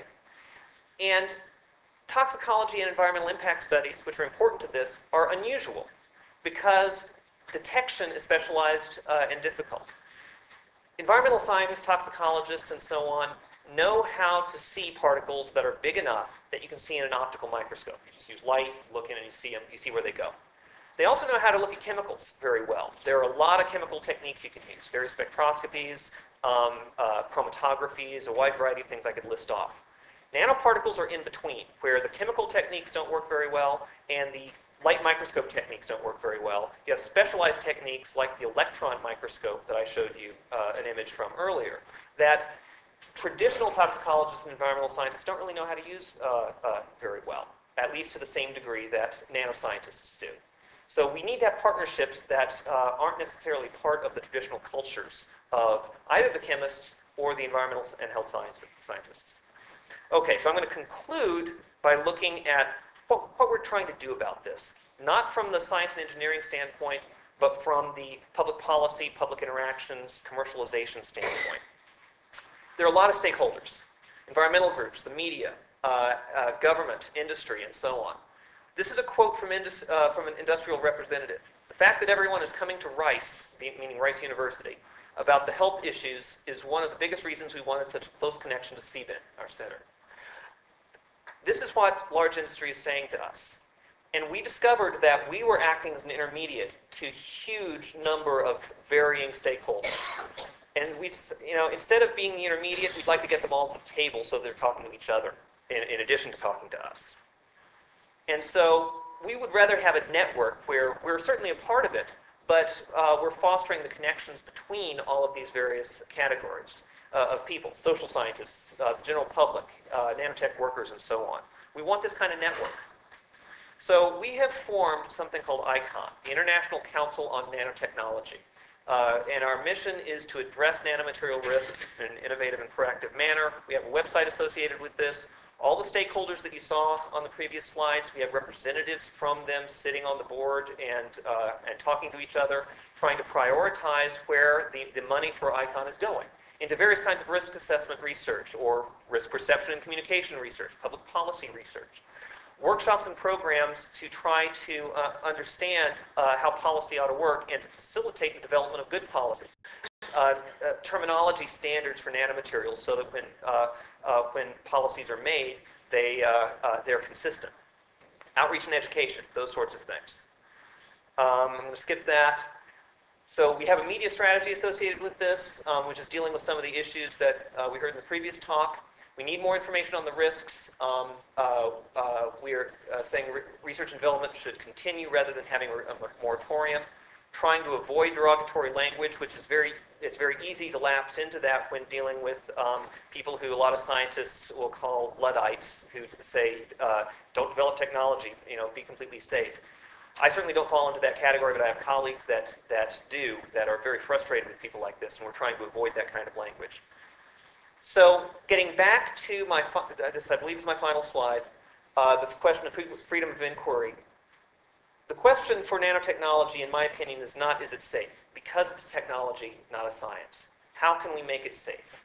And the take-home message I'd like to have here for this slide is the right people, the stakeholders, know that this is the question and are working on it. The government representatives, the industry representatives, the environmental activist organizations are all at the table and are working on this issue to try to make it safe. Thank you very much.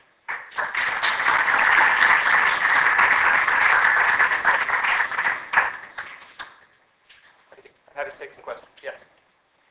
The impression I get from your presentation, and I'd like to hear a comment about this, is that when it comes to nanotechnology, your presentation is a very strong argument for the precautionary principle. in the previous presentation, we had this balancing up between risk analysis and PUP. And it's really, I think, really about the politics of uncertainty.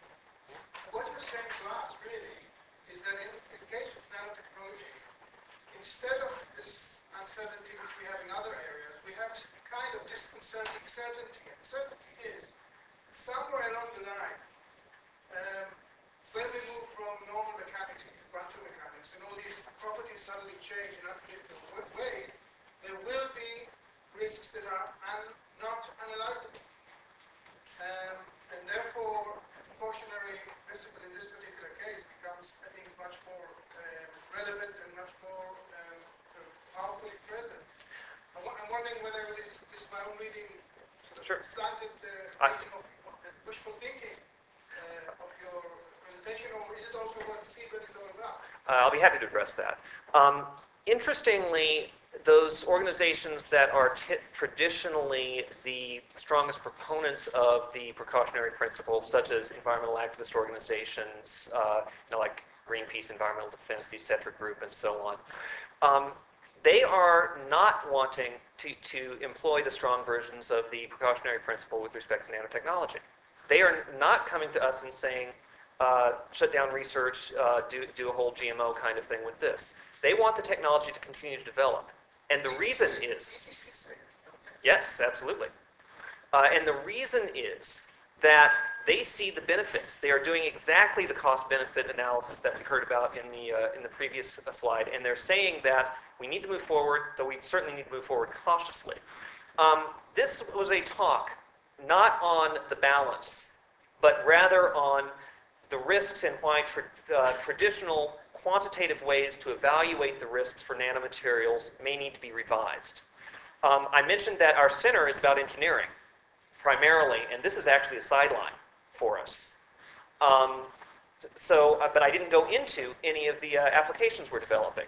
We have, for example, a cancer therapy that is incredibly dramatic, and if you're a mouse with cancer right now, you're very happy because we can effectively cure you.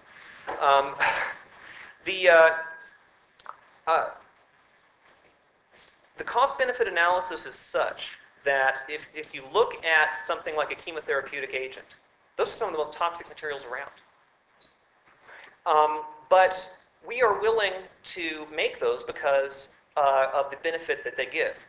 We also, if you look at automobiles, were a good example we had earlier, look at gasoline, a very flammable, a toxic substance that most of us deal with on a daily basis and have significant exposures to.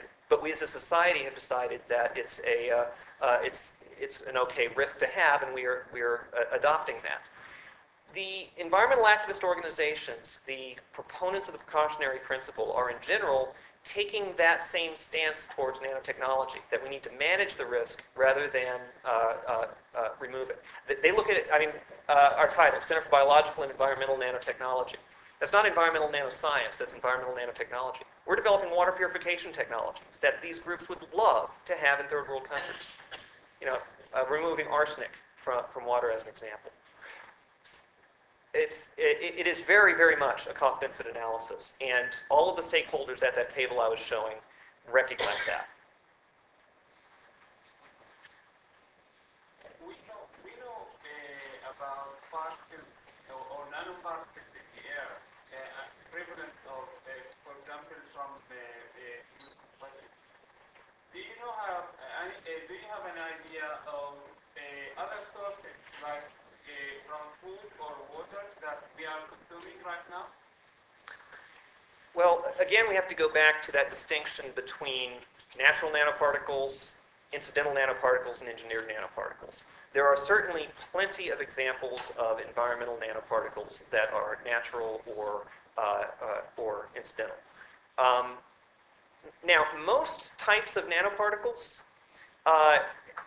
aggregate, they stick together quite strongly. So you may end up with a large particle that has some nanometer structuring on them, but they're stuck together.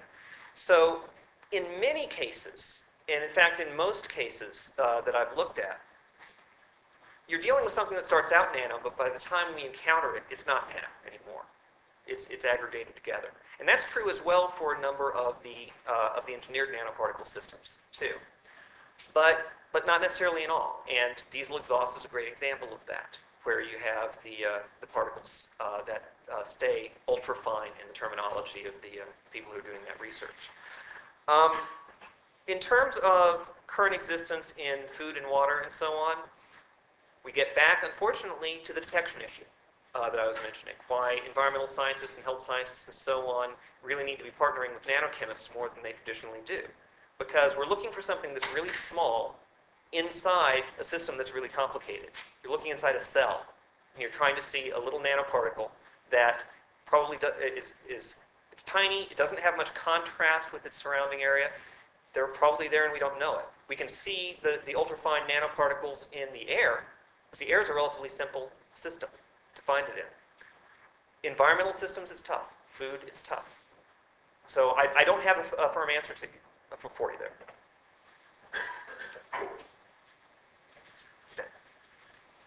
Thanks very much, Professor Ausman.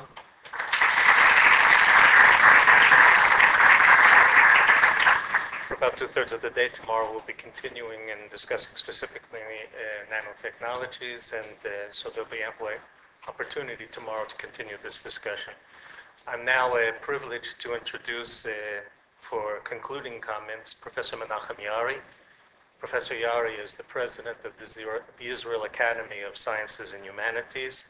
His home base is in the Department of Economics of the Hebrew University, where he served as the chairman, and he has also served as the president of the Open University of Israel. Professor Yaari.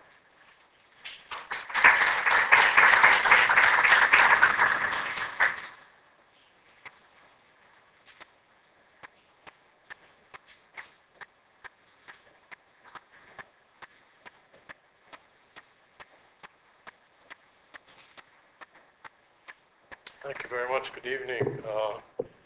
I probably should not have been doing concluding comments, but opening remarks would have been much more appropriate from where I stand. But my problem was that I was teaching, you see, and we had a legendary provost at the Hebrew University, my home university, many years ago, and he used to say in a situation like that, I always said that teaching and research interfere with the proper functioning of the university. So this is a case in point. I'm, as was mentioned here, an economist, and actually an economist working at least some of my time in the analysis of risk-taking. So I'm extremely interested in the discussion that was brought before us here this evening, but the reason I stand here is not for what I do research-wise, but rather for the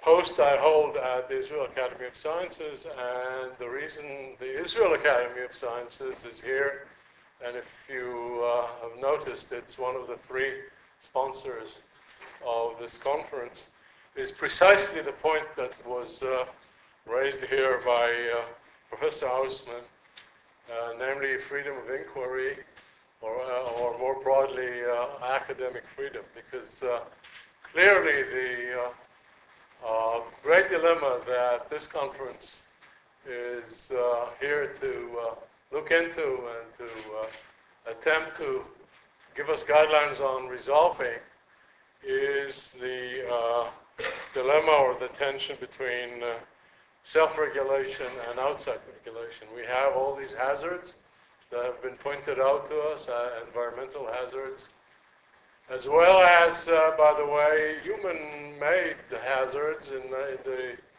terms of materials and substances and microorganisms falling into the wrong hands, which was not mentioned here, but will probably be mentioned in the course of the conference.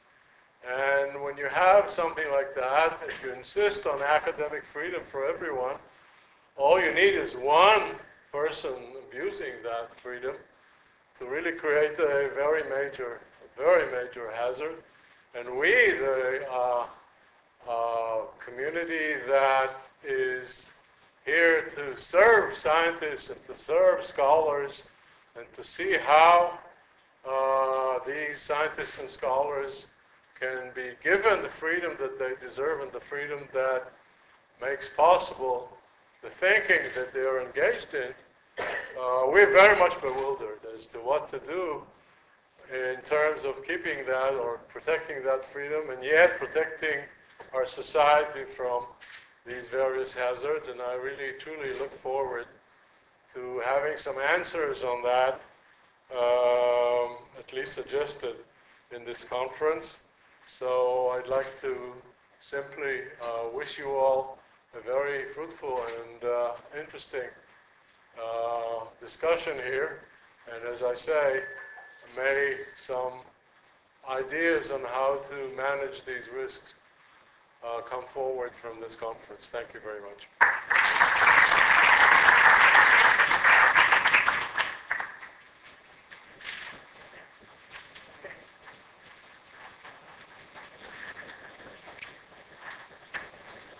Finally, I'd like to say thanks very much to our conference organizer, Michal Ben-Dori.